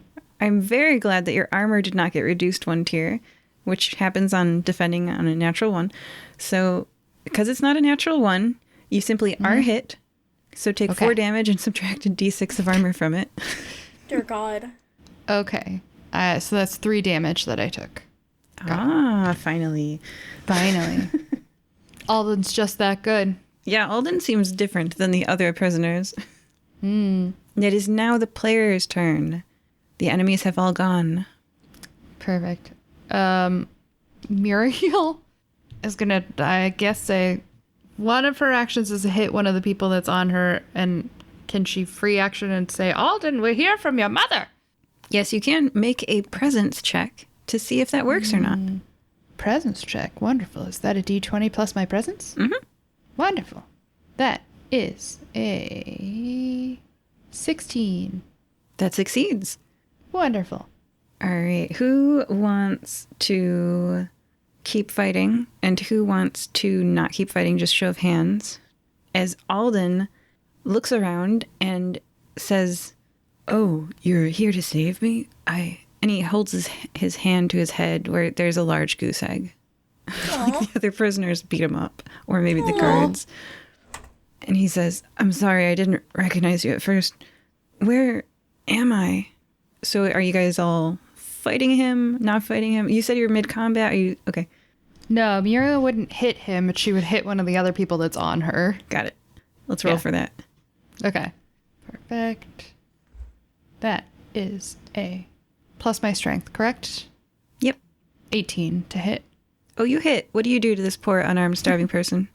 She's smacking him with her purse, and she does 4 damage.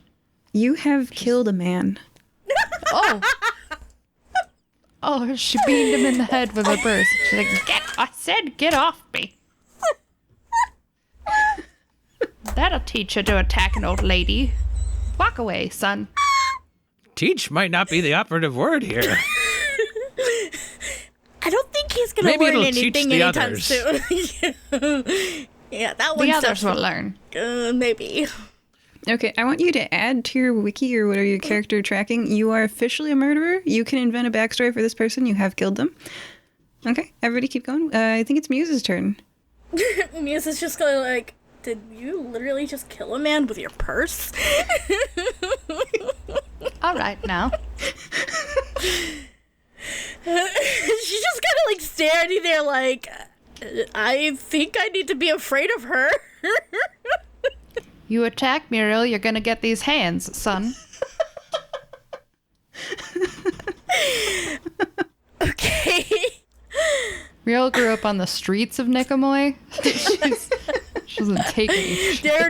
You're not like any gnome that Muse has met, that's for sure.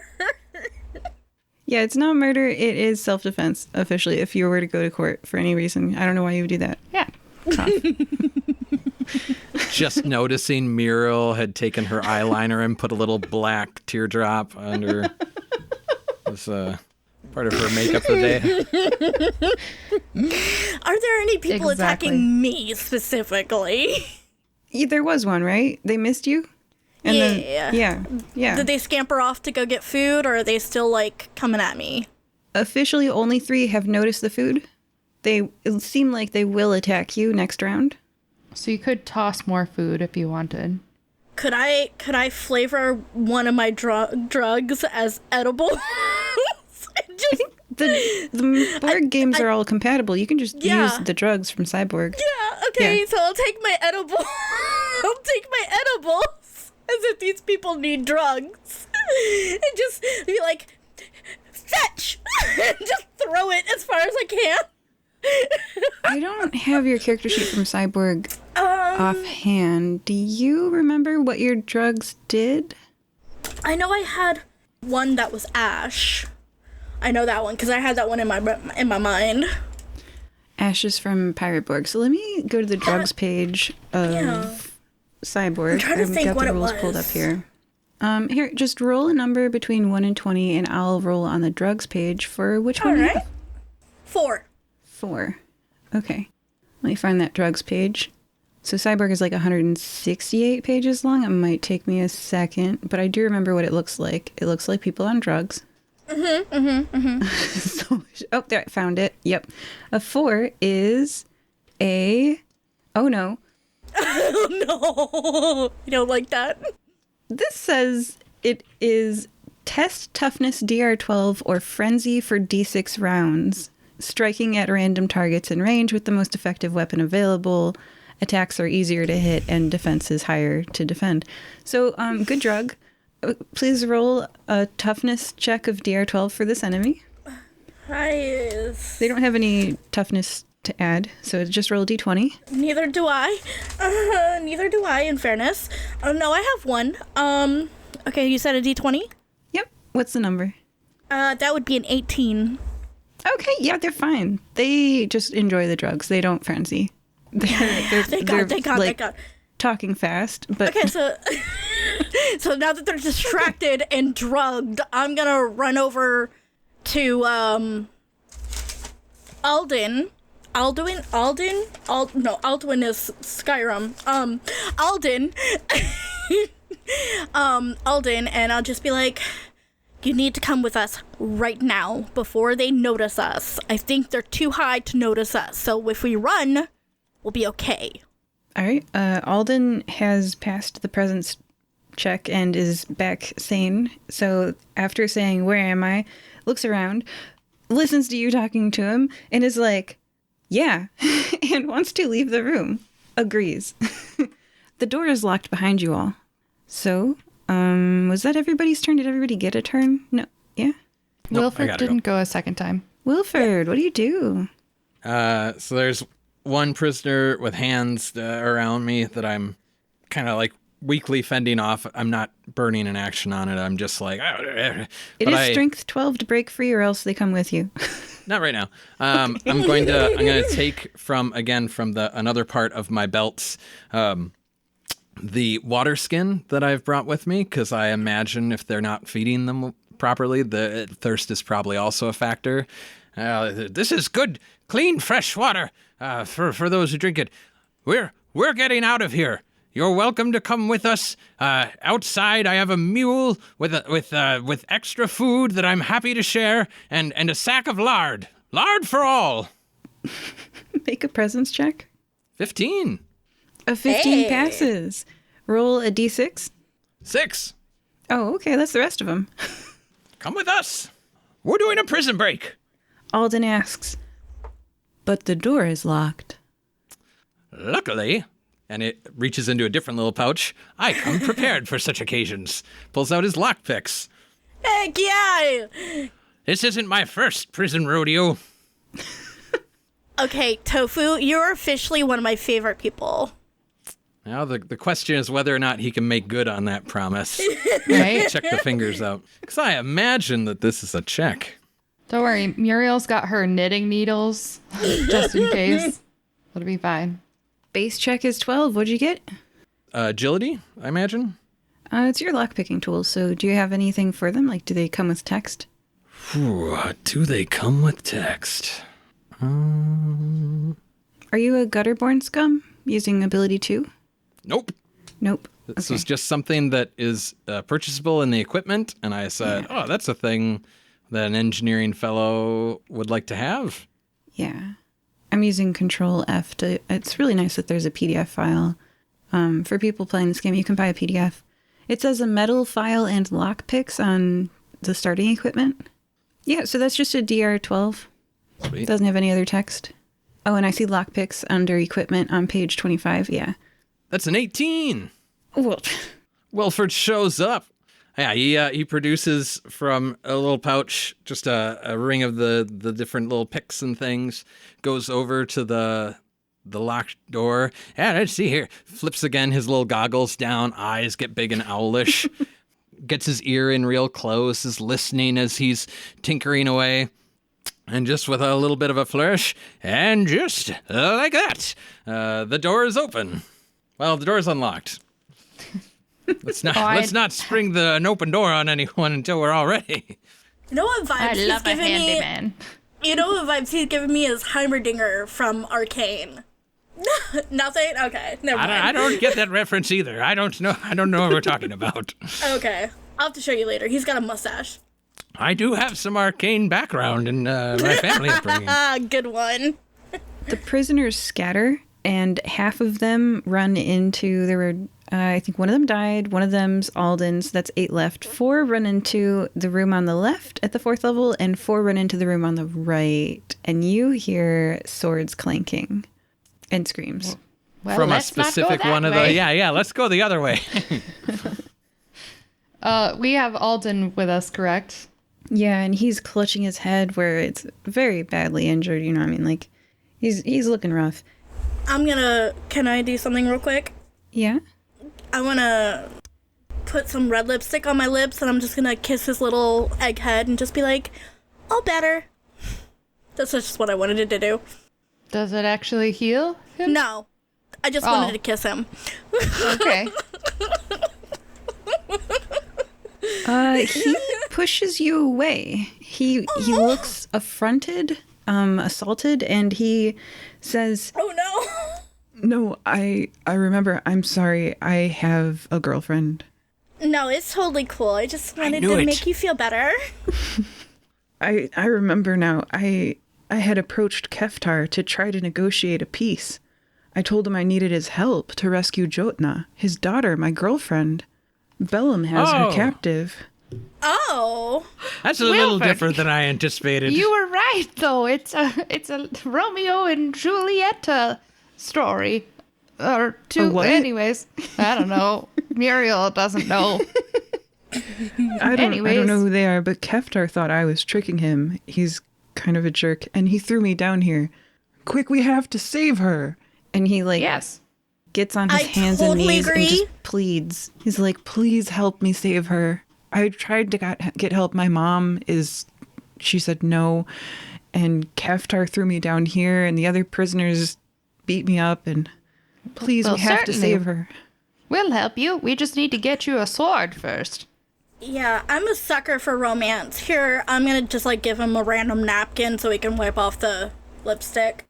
He does. He then drops the napkin on the ground. Yeah, that's fine. I'm not offended. So if we backtrack through the caverns and we try to leave, is the door open to the caves? So is the door open if you backtrack? So are you taking the exact same rooms that you took to get here? Yes. Yes. Yes. Wait, so why are we doing that? What's we in that can- direction? leave. We didn't need to leave. I thought leaving was going through the door that doesn't have the swords clanging. Yes, that's the side of the cavern that we went through that has no sound. Do you remember? Oh, I got turned around. I thought that was like forward. I didn't realize. We just went all the way in, and now we're going back. Yes, let's go back out then. It's okay, Tofu. We know the truth. You don't want to go through those doors again. It's okay. I'll hold your hand. And Muriel, roll a d4. You have a chance to rest a little bit after the combat, so you recover d4 hit points. Okay, lovely. That would be 4, so I'm back to health. Full health. Hey. Okay, tell me at the 4th level, so you were at the 5th level with the prisoners. At the 4th level, do you go left or right?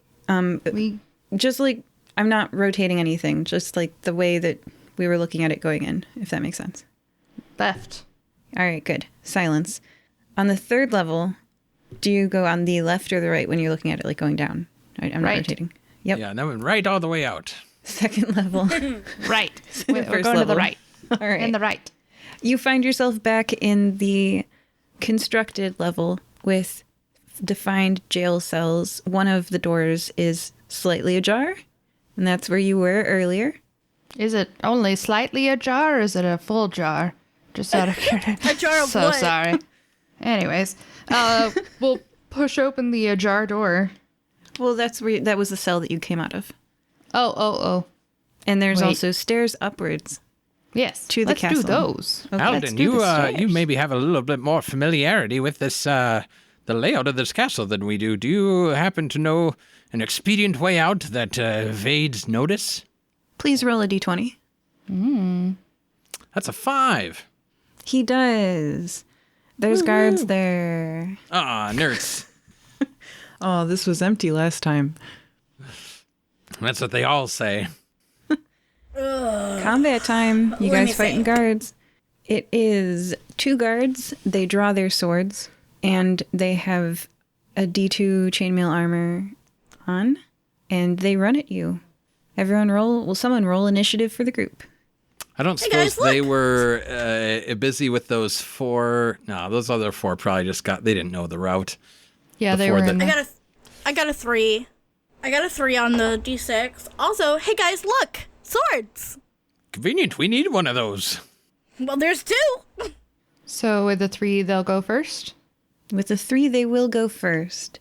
Ah, They rats. rush at you, and I'm going to have you guys roll to determine which players they hit.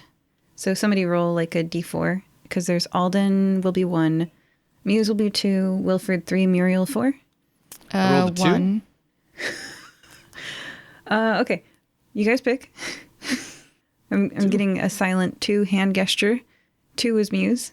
So they rush at Muse, and they're going to try to hit you with a sword, Muse. Actually, there's 2 guards. 1 Alden, 1 Muse. Perfect. Right? So they try to hit Alden. He has 2 hit points, so this is not great. I have 5, so I mean, I'm not doing any better. Yeah. Somebody please roll a d20 for guard against Alden. 12. That hits. Roll a d4 for damage. 2. Now that will kill him, unless you guys do something about it. Can I jump up in front of him? So I'm talking about the omen mechanic in the game. Oh. Alden is going to die here, unless... So if I use an omen, I can reduce that damage by a d6. Is that invoking an appropriate omen usage? Absolutely. How many omens do you have to spend? I got 2. Well, that leaves you with 1. That's great. 3. You reduce the damage that he takes by 3. And what was the original damage? I just remember it was lethal. 2. Dos. Okay, well, yeah, no, he's... For some reason, describe how this happens. This is like magical. What happened? Yeah, not fast enough to like act first, but I think just a quick fire shot on the crossbow, like kind of twang, snags the guard's sword and deflects his accuracy. Oh, almost got you there. Alden is shaking with fear. He's very hungry, very thirsty, and now he just almost died. Aw. The second guard attacks Muse. Muse, please roll a d20 and add your agility. Alright, go ducky dice. 16 plus 2. That is greater than 12. They miss you. It is now the player's turn. It's okay, I miss them too.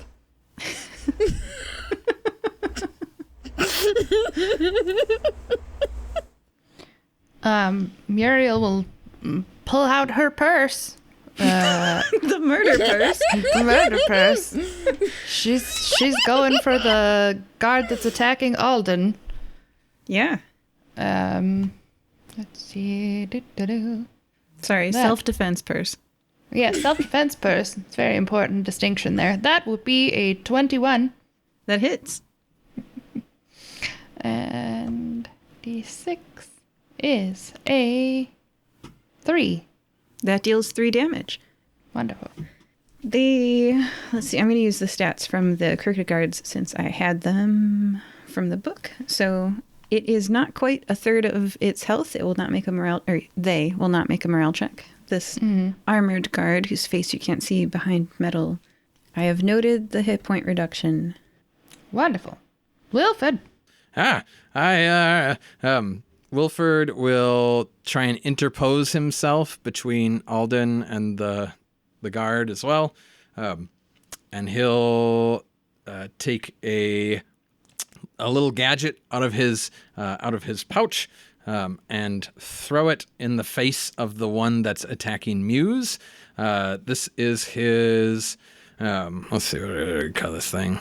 His Spring Splat, which is a reflavor. It's a little gadget that like sprays stuff up in people's face. Black poison by stats. So there's a toughness difficulty 14, or the guard loses D6 of hit points and is blinded for an hour. Wow. Roll for their toughness check. They don't have any modifiers. That's a 9. Well, they fail. All right. 5 on the D6 and blinded. So Wilford moves forward and then kind of sidearms this little gadget that just sprays this nonsense up into the other guard's face. Blah! Yeah, they're going to have to do a morale check. I kind of like offhanded these guards because, so I forgot that they had armor, so I'm going to keep going with that. They don't have armor. And let's do a morale check, please. Can you roll 2d6? Sure, I'll do it. That would be a total of 7.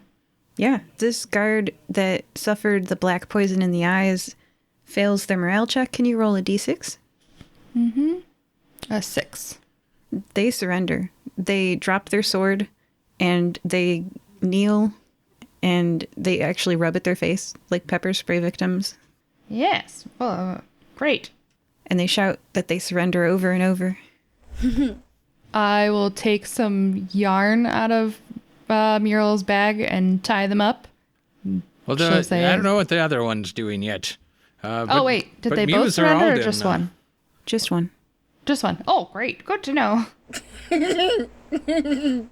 Jumped the gun there a little bit.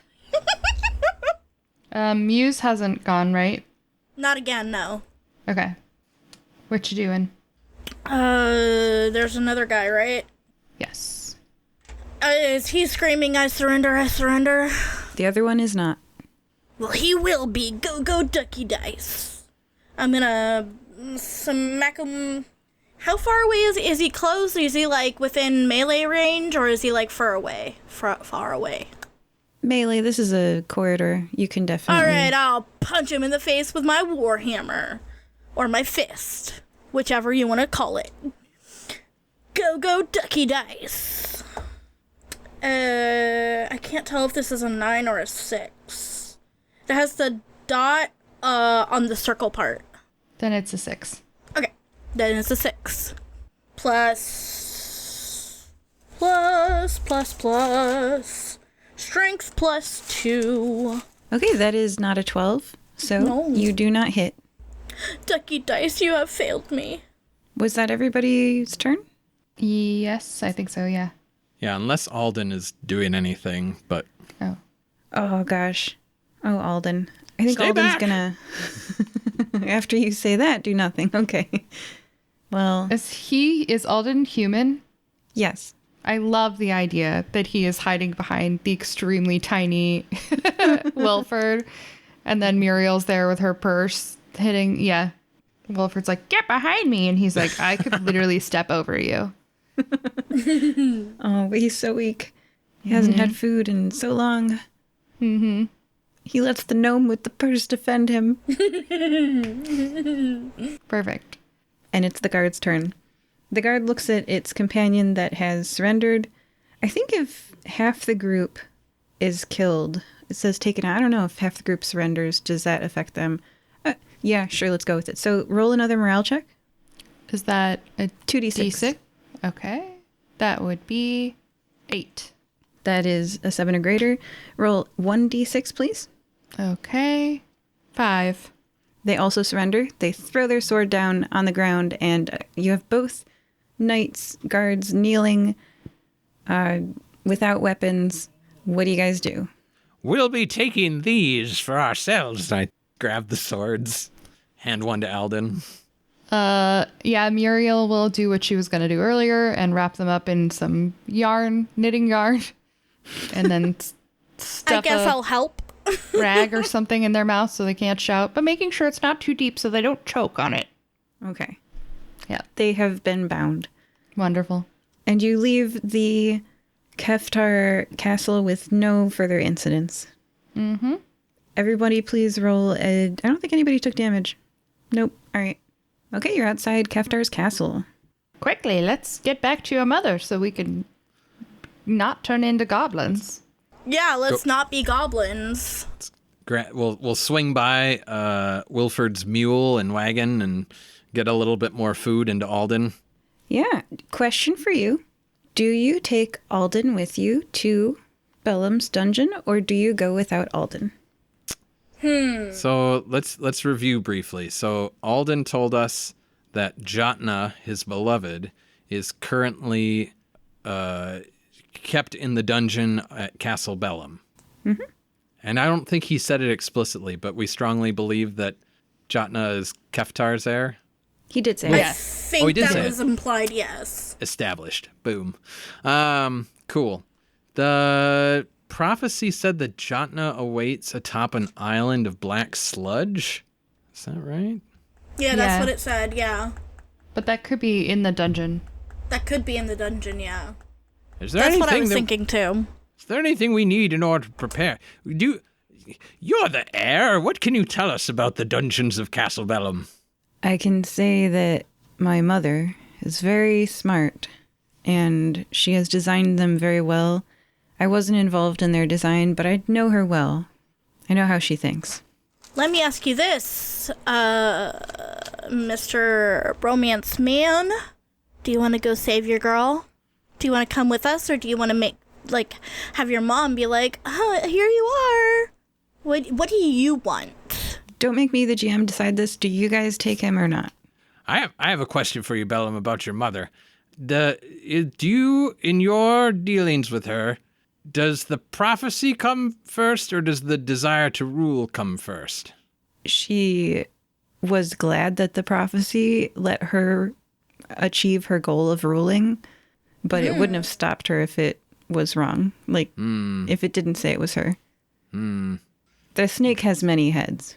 Did you say she's really smart, right? Does she know this ancient language by, Prophecy Man? I don't remember his name, quite frankly. I don't know. Has Erm dragged you out to Durgis's cave for a text study? He hasn't. He seems quite lonely. Missed opportunity. Could have hid you away there. Okay, so you want to know if we're taking him with us to the dungeon or we're dropping him off in the castle before going into the dungeon? Yes. All right, let me ask you guys this. Do you think he would be a liability, or do you think he would be helpful? Well, we don't want him to die because his mother asked us to get him back Right. so that she would let us go fight the goblins. So I say we drop him off at the castle. Oh, wait, I'm Muriel. Sorry. We should drop him off at the castle and then we'll go handle it ourselves. He only has very few hit points. He looks very tired, so let's leave him there.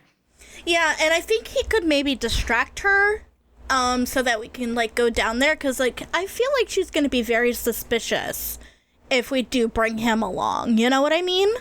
Yeah, I wonder if there's perhaps a side entrance that you could let us in, and you could kind of tuck yourself away, on home turf where people are loyal to you, but we could delay your mother's awareness of your arrival until we manage some mischief. I know the best place for you. The kitchens. The servants, they will know everything anyways, so you may as well have them protect you in the meantime. You can get some good yummies, stay away from mommy, and it will buy us some time. So you guys are leaving him in the kitchens? I think we're agreed that we don't want to bring him down into the dungeons. That feels... Yeah. He can decide where he wants to go, but we won't take him with us into the dungeons. Tell us about Jotna. Is she going to believe that we're sent by you? How will we convince her that we're there to help her? Do you have a token or something that I can give her? And she'll be like, oh, I know that you are from my man. Oh, this is so romantic. I can't. Tell her I said she looks like a peony. Peony. Is that a flower? I feel like that's a flower. That is a flower. They don't grow in the Underdark, so I'm not really sure. Okay, so you all left him in the kitchens, right? Yes. Yeah. Yes. That means that he can't, while with you, deduce from knowing his mom very well, left or right, and take you on a monster-free path to the end. Perfect. Nerds. This will go well for us. Or we tell him to get his own damn girlfriend out of his own damn dungeon and we go handle the goblins.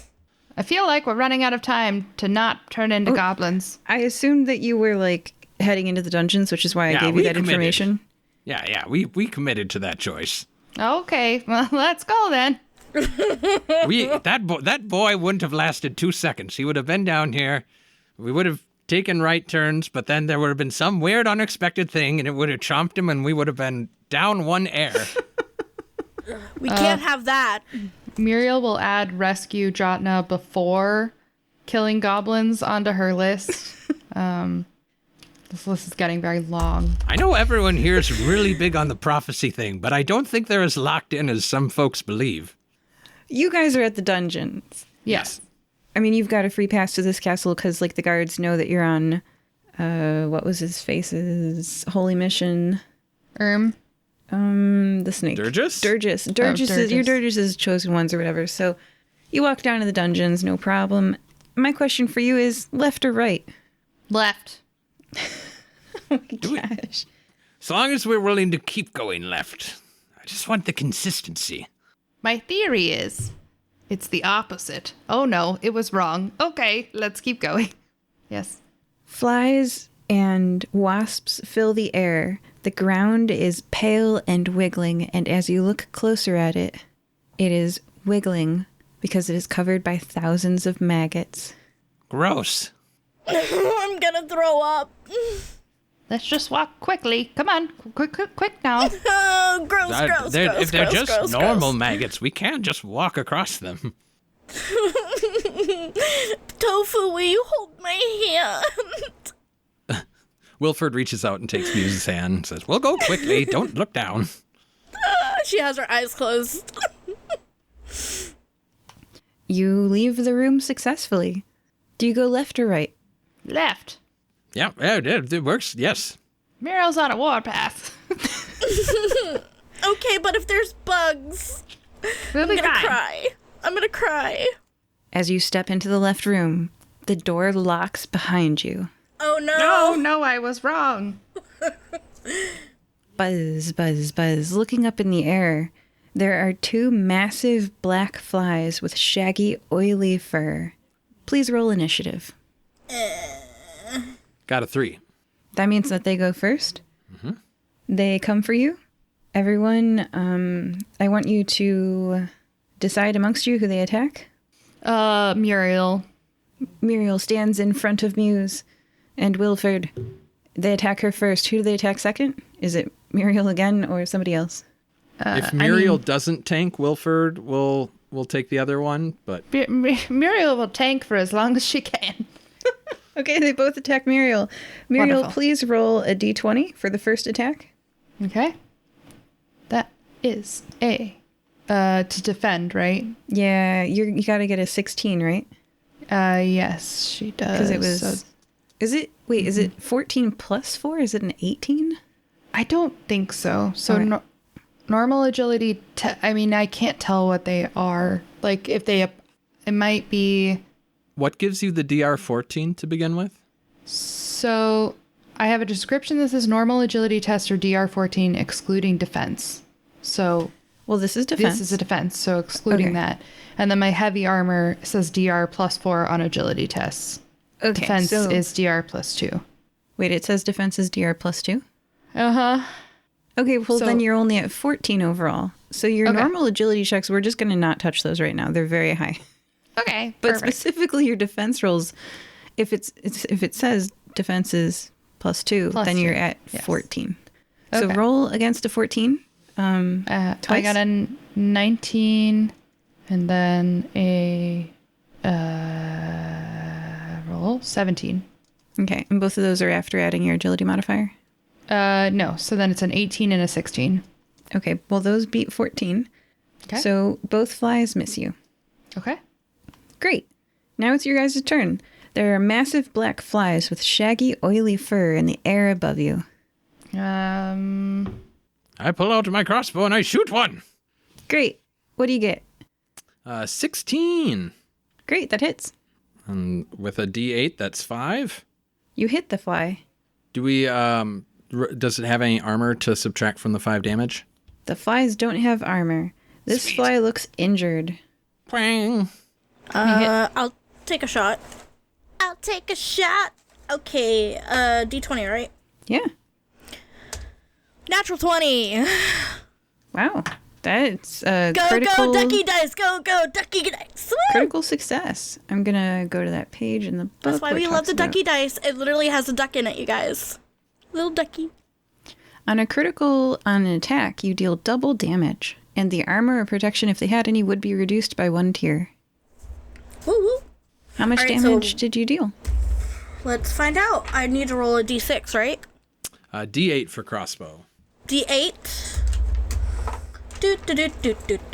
I don't know which one that is. That's this one. Okay. That's a 5. Great, doubled. That's a 10. Describe the death of this fly.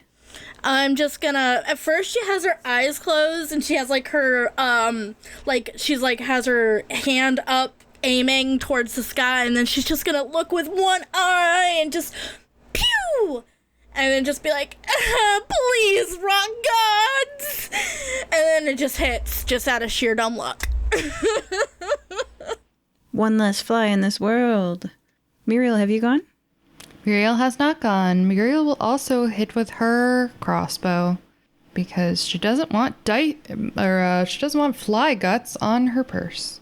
Ew, yeah. That is a 17 to hit. That hits. Wonderful. D8. That is a 7. The second fly hits the ground with an audible thud. Its oily, shaggy fur leaving a streak. That is literally so gross. It strikes me in hindsight that perhaps we should have used the sword on one of those. Do you think we can just grab a dozen of those maggots and just zoop, zoop, zoop? Let's zoop, try zoop? it. Yeah, Muriel will stab 12 maggots. No? You were currently in the room where the flies died. Do you go left or right? Let's see if you get some more maggots. Yeah, we'll go back through the maggot room on the way back. Okay. Let's not talk about maggots right now, guys. I'm literally gonna throw up. All right. Well, which way do you want to go? Well, last time we went left, it was traumatizing, and then the last time we went right, it was also traumatizing. So, I'm not quite sure. What do you think, Tofu? We went left both times. Oh, well, okay. Well, then let's go right. It's gotta be right, I guess? Right? I'm willing to believe we're not in a labyrinth. I think the boy would have known if his mother had constructed a labyrinth beneath the castle. If we want to go right, we can go right. The party heads to the right. Flies and wasps fill the air. The ground is pale with maggots. Take the sword, just start going whoosh, whoosh, whoosh, whoosh, whoosh. How many times did your sword kill? Oh, is it exactly 12? Did we know the prophecy was exactly, or did we know the prophecy was at least? At least. Right? Well, What does Muriel remember? Muriel, you wrote this down to translate it with your codex, right? She did, yes. I bet it's probably exactly. These prophecies are always so particular. The goblins shall not end until a sword that has killed exactly 12 times slays the goblin forebear. Perfect. 12, exactly 12. There you go. That feels like we can't use these swords because we don't know their history. We've got to go to a blacksmith and get a fresh one. Let's just give it a try, all right? I'm gonna If it take fails, a then we'll dozen maggots and put them in my pocket for later. We will bathe a fresh sword in the blood of a dozen maggots. It is foretold. Question: Do maggots have blood, or I better I put a dozen in another pocket just that way in case I squish some along the way. I want to 2 dozen maggots. We've got backup maggots just in case. I'd hate to get there and only have 11 maggots. We're like, now we gotta go kill something. Well, the good news is if we come across anything, you can just, do away with one of the maggots. Well, we only did it with one sword, so we still have another sword that has 0 kills on it. So just Maybe. in case maggots don't count, we have another sword as a backup. Do maggots have souls? It just said killed. Maggots are living creatures. That's certainly a thing. Are we going left or right? We only have one more level to get through. Let's go. Well, we had good luck with the right, so, I mean... It was supposed to be left, right, and right. We have one final level. Do we feel like it's 3 in a row, or do we think it bounces back? Well, the opposite one was 3 in a Wait, row. That's weird. I'm gonna start walking to the left. Ooh. I'm just gonna follow. It's not left, it's right. It's the right, goddammit. Okay. Well, he's Which way already do we walking go? this way. Which room do you guys go in? The left or the right? I'm going left with Tofu. Okay. There we go. There is a guard with sharpened teeth waiting in this room for you, who licks their lips as the door locks behind you. I told you it was the opposite of the other way. All right, come at me, you bastard. Come on, let's go.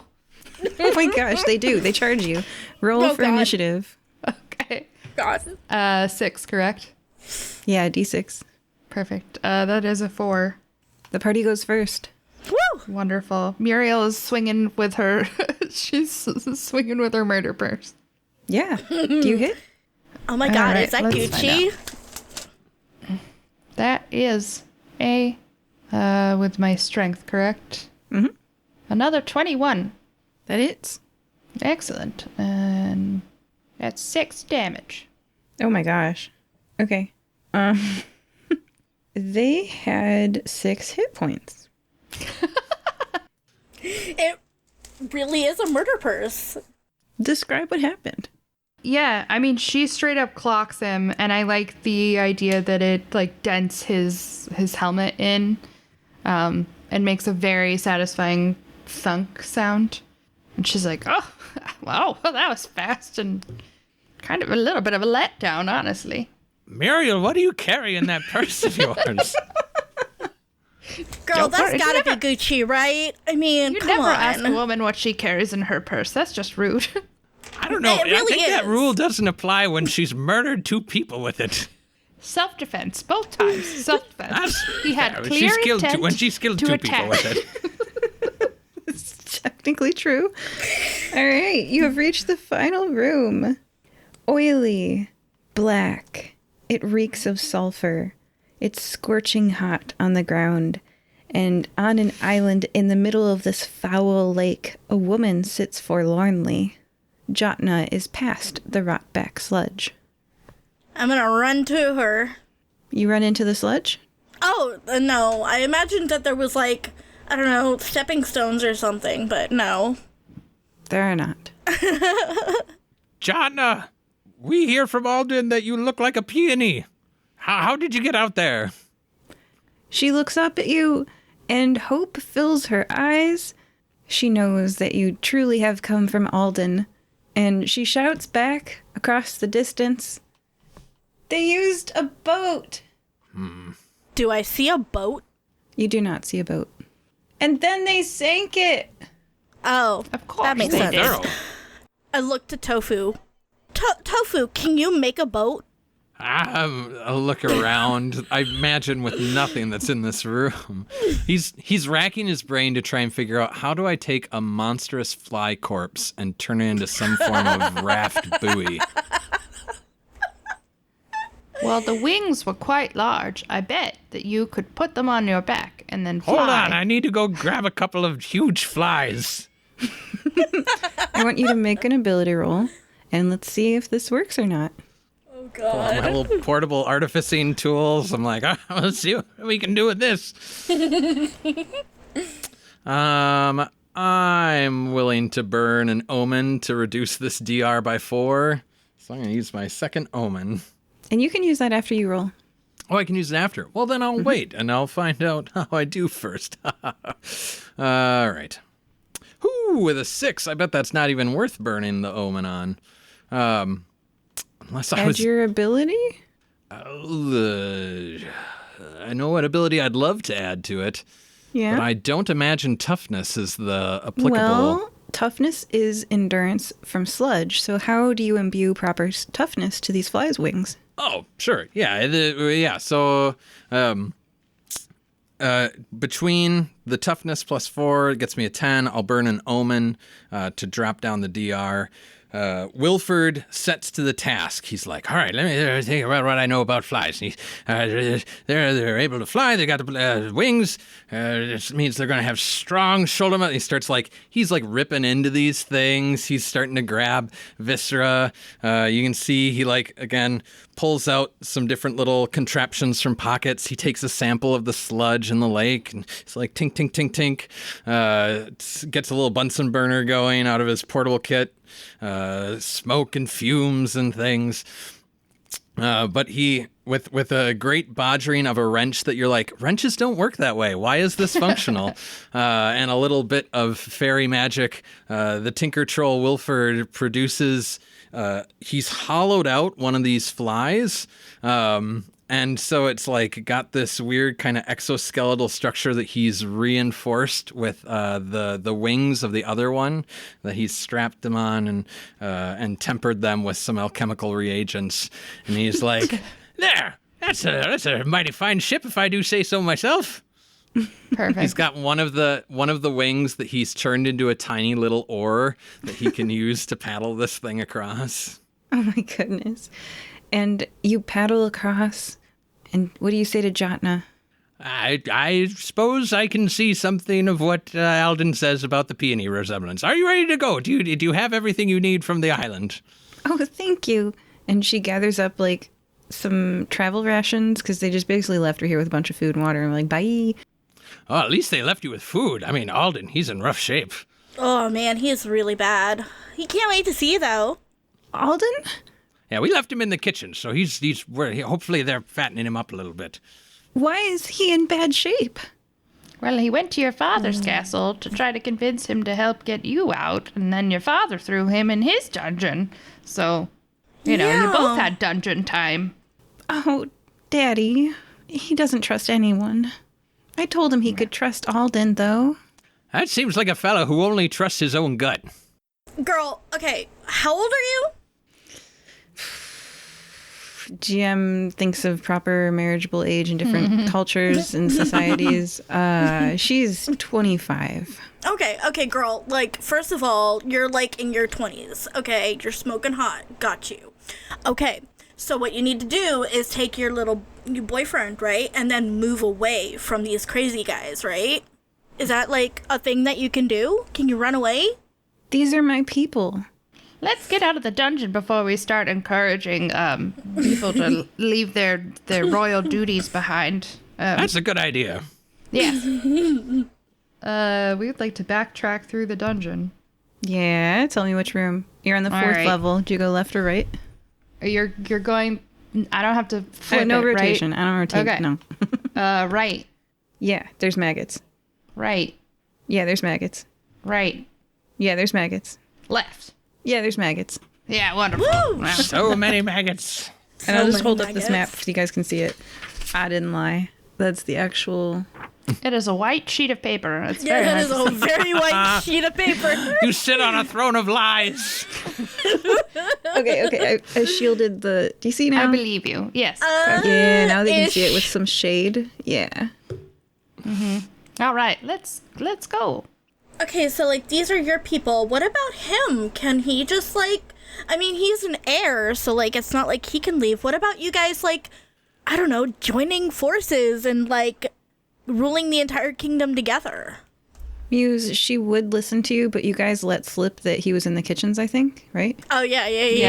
I think we go get Alden, and then we either go to the caves for the snakes to marry you, or if the snakes don't have officiant powers, then we should go to the priest in town. Like we surround ourselves with additional authority figures. I don't know if I They're can not trust him, though. Really, they're not really listening to you because they're kind of making out, and then they've dashed into the throne room.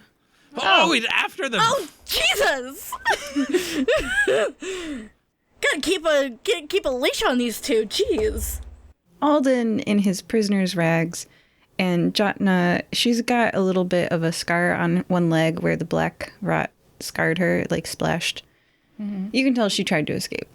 And so they are in the throne room, and there's some screaming. Laird Bellum is saying, Alden, you're back, you know, like so happy, and Alden's like, Mom. He says, I won't let you lock her up again. I love Jotna, and you can't stop us, and you should just accept it. And Jotna's like, Ma'am, I respect you, but sincerely, no, I won't stand for this. We love each other. And the prophecy has foretold their union. That's what Wilford yells as he bursts into the room. Speaking of, are you looking at the prophecy? Yes.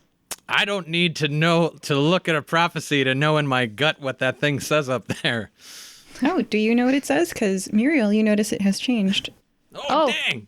Roll first to see if your codex explodes. Oh, this would be God. an inopportune time. That is a 14. It does not explode.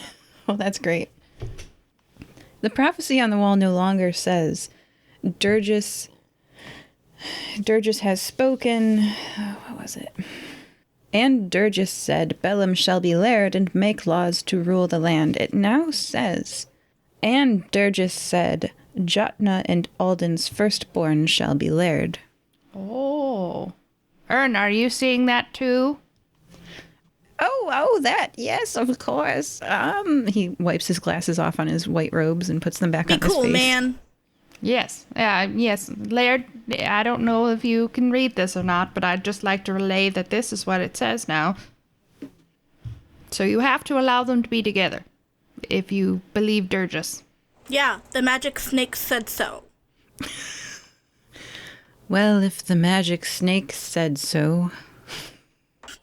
Excellent. You should probably stop fighting with the other guy, Kafta. But he's a jerk. Kafta. He Oh, is well, a yes. jerk. But sometimes in life, darling, we have to work with jerks. You're gonna You be don't in-laws. have to like your in-laws. You just have to learn to live with them sometimes. Or live in castles apart from each other.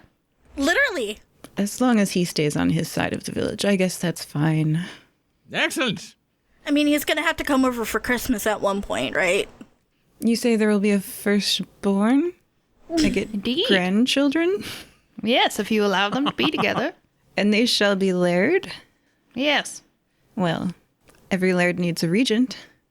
I have no That idea what feels that vaguely means. ominous. How about co-regents? You know, you and Kefta can be co-regents together. That's seems appropriate. Yes, In a way. that seems appropriate. Wonderful. Well, I can't thank you enough, fire-breathing kittens. And please roll, everybody roll a d10, I believe. 3. 3, you get a spoon.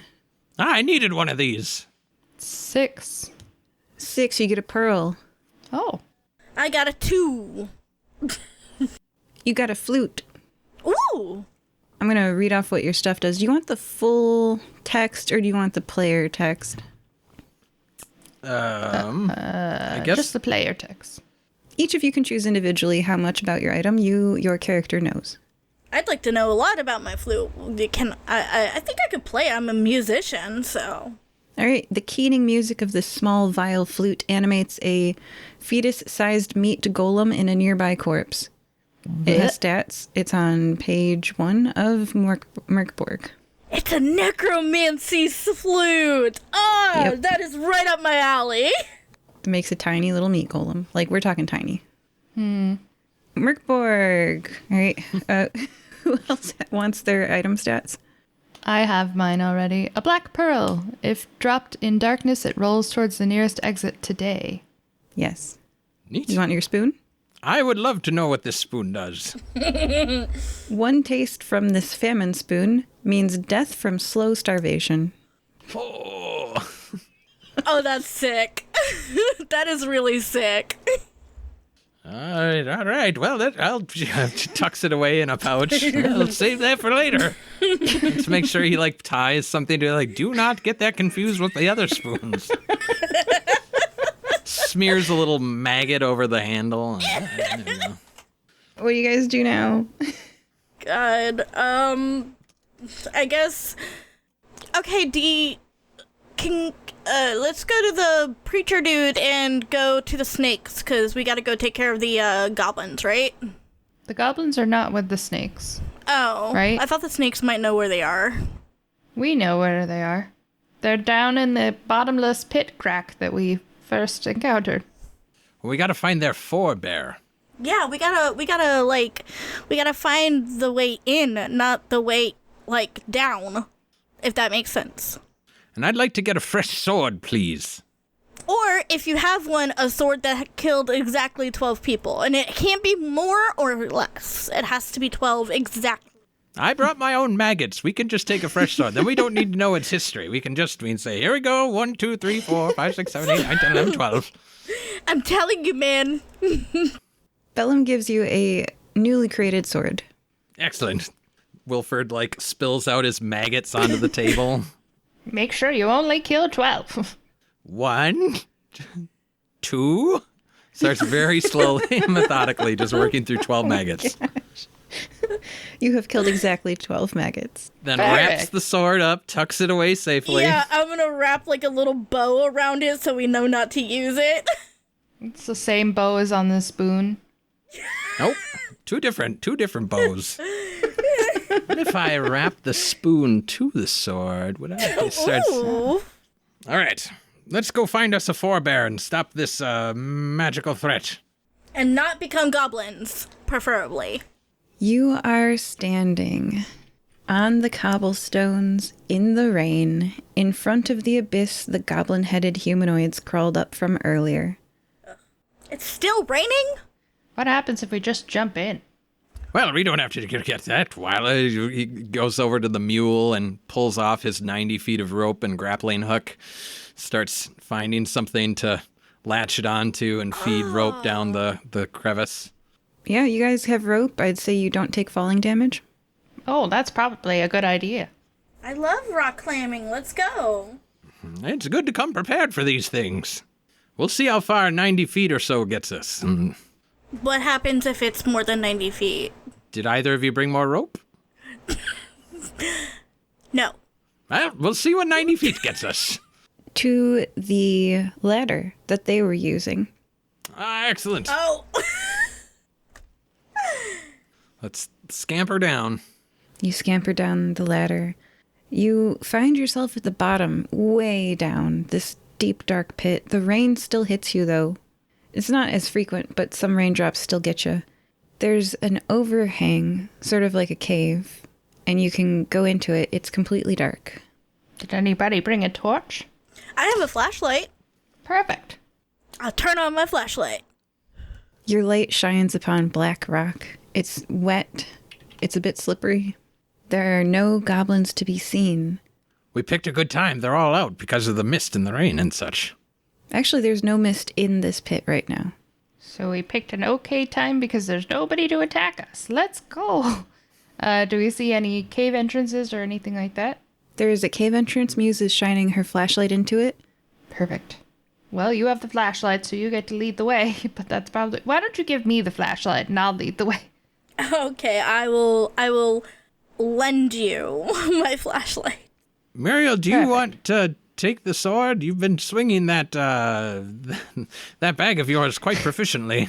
Well, I don't want to accidentally kill anybody or self-defense anyone who isn't the forebearer with the sword and then, mess it all up. So I'll just keep the purse, and then when we know we're facing the forebearer, then you can pull it out. All right, well, I'll be your sword bearer. I'll have it at the ready. That's Thank great. you. Guys, I have just one really important question. What's a forebearer? It's the start of the line. It's the grandfather. Oh. The progenitor, if you will. I don't know what that word is either. Go with what Muriel said. It's the granddaddy goblin. Okay, that I understand. Okay, gotcha. It's the pawpaw. Yep. Yep. Gotcha. We have to kill the granddad? That sucks. What if he's like a really cool old dude? Well, he's the grandfather of murderous goblins, so probably not. I don't know if these guys know what they're doing, because didn't you see them earlier? It was like they didn't wanna, but they had to. Do you know what I mean? Yeah, it's probably because the grandfather's making them, the little jerk. And or it's, like rabies is a thing and you don't want to put your pet down, but you gotta sometimes. So if there's a magical granddaddy goblin down here that's turning the whole countryside into more mad ravening goblins, well, then, that equation just only works out one of two ways. Now I'm sad and confused. What do we see as we explore the cave? You enter a very large cave where all of these goblin-headed humanoids are facing, like an amphitheater, they're facing the center. Their attention is on a goblin shark-headed humanoid, twice as tall as the others. Some of them see you and their eyes flash fear as you hear a crunching sound as the taller goblin shark-headed humanoid is crunching, eating one of the smaller ones. And the smaller one isn't resisting at all. It's just being eaten. Its body isn't moving at all, but, the eyes. Delicious. I don't think he's a really cool old guy. I feel like it's that one, guys. That feels like an astute guess. Do the goblins do anything if we head towards the forebearer? The goblins are completely unmoving, incapable of motion almost. Perfect. Are we close enough where we can shoot? Do you guys want to, shoot him from afar? Or wait, we have to kill him with a sword. Yeah, I think just insert sword A into goblin B, and we'll see where that gets us. Do you want to do it, Wilford, or do you want me to handle this?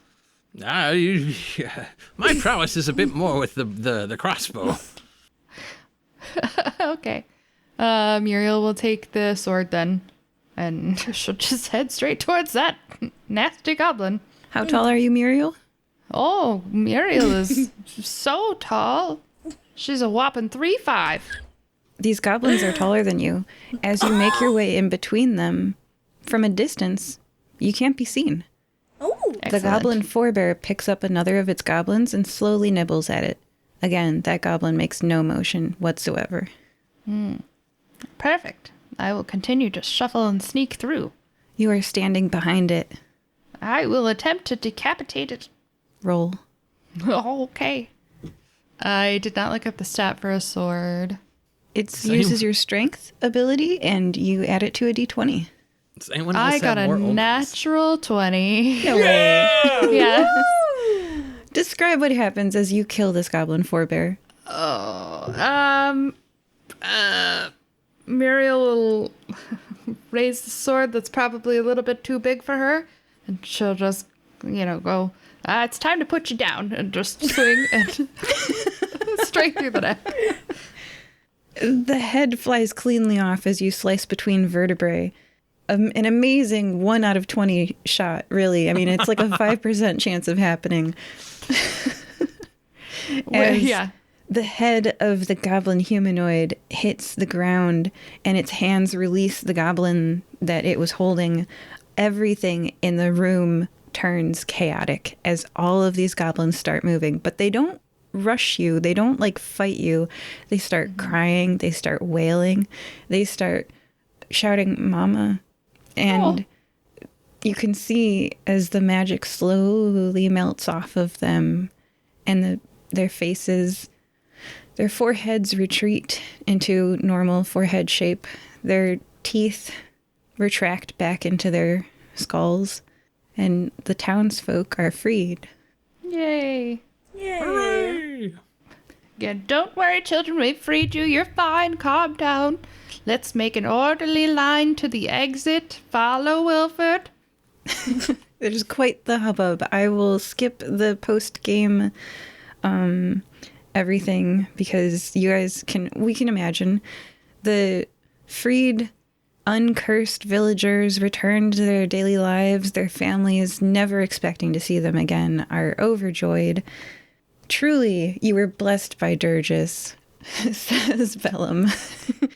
Okay, do you want to hear your 5 potential endings before we sign off? Just as a character note, we don't have to get into the RP of it, but Wilford would be like, all right, well, this death by famine spoon is cool and all, but there's 5,000 gold that says we should go talk to this snake thing. So let's talk to Erm about setting up a visit and a text study. Not interested in text, but I'm interested in the money.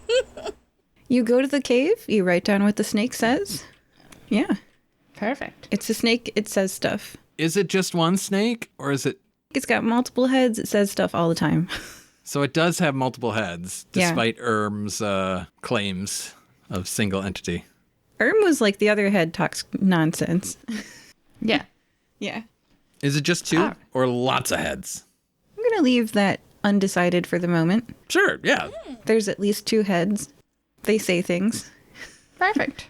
Nice. Yeah, Wilford would be willing to have the crew stick around and do some like extended trying to like write stuff down and tests and studies and stuff, but Nice. Yeah. So what were our 5 potential endings? If a goblin they fought survives, all goblins carry a curse, once like you. They are now trapped in the prison of their crazed goblin flesh. Only their eyes reveal the truth. A ruined mind watching its body prison perform terrible deeds. Even being attacked, not hit, just even being attacked by goblins sends the curse, carried on the winds of their hate. Hit or miss, it doesn't matter. You must find and kill the goblin before your mind is paralyzed. If the curse-containing creature still lives after the attack, you will begin to warp irrevocably into one yourself. This is not an instant process, although your character has no way of knowing this. Killing the goblin will reverse the accursed transformation, or the goblin forebear will, Okay, if they create a sword that has exactly 12 kills and jump into the abyss, yep, you guys did that. If they rescue Alden, yep, you did that. If they rescue Jotna, you did that. You also get... So, what do you report to Nulasag about your investigation into the nature of a multi-headed snake, Durgis, that has been making prophecies in a small village west of Skeleton Beach? It's true. Initial reports indicate at least some level of prophetic ability with interesting, spatial and mutable properties of existing prophecies, updating in real time. More investigation is recommended. Muse just Muriel copies sign. whatever he says, like she's copying off a test. Muriel? Muriel will also add information about using the Codex tablet to translate the information on the walls, and that the walls seemed to associate with one of the heads, not both of the heads. Yeah. You guys get Yeah. $5,000 each. Woo! Joining us in this adventure were Wilford, What an exciting adventure! Muriel, It was all in self-defense, I swear. and Muse. I'm always here for a good time, baby. Bye-bye. Bye.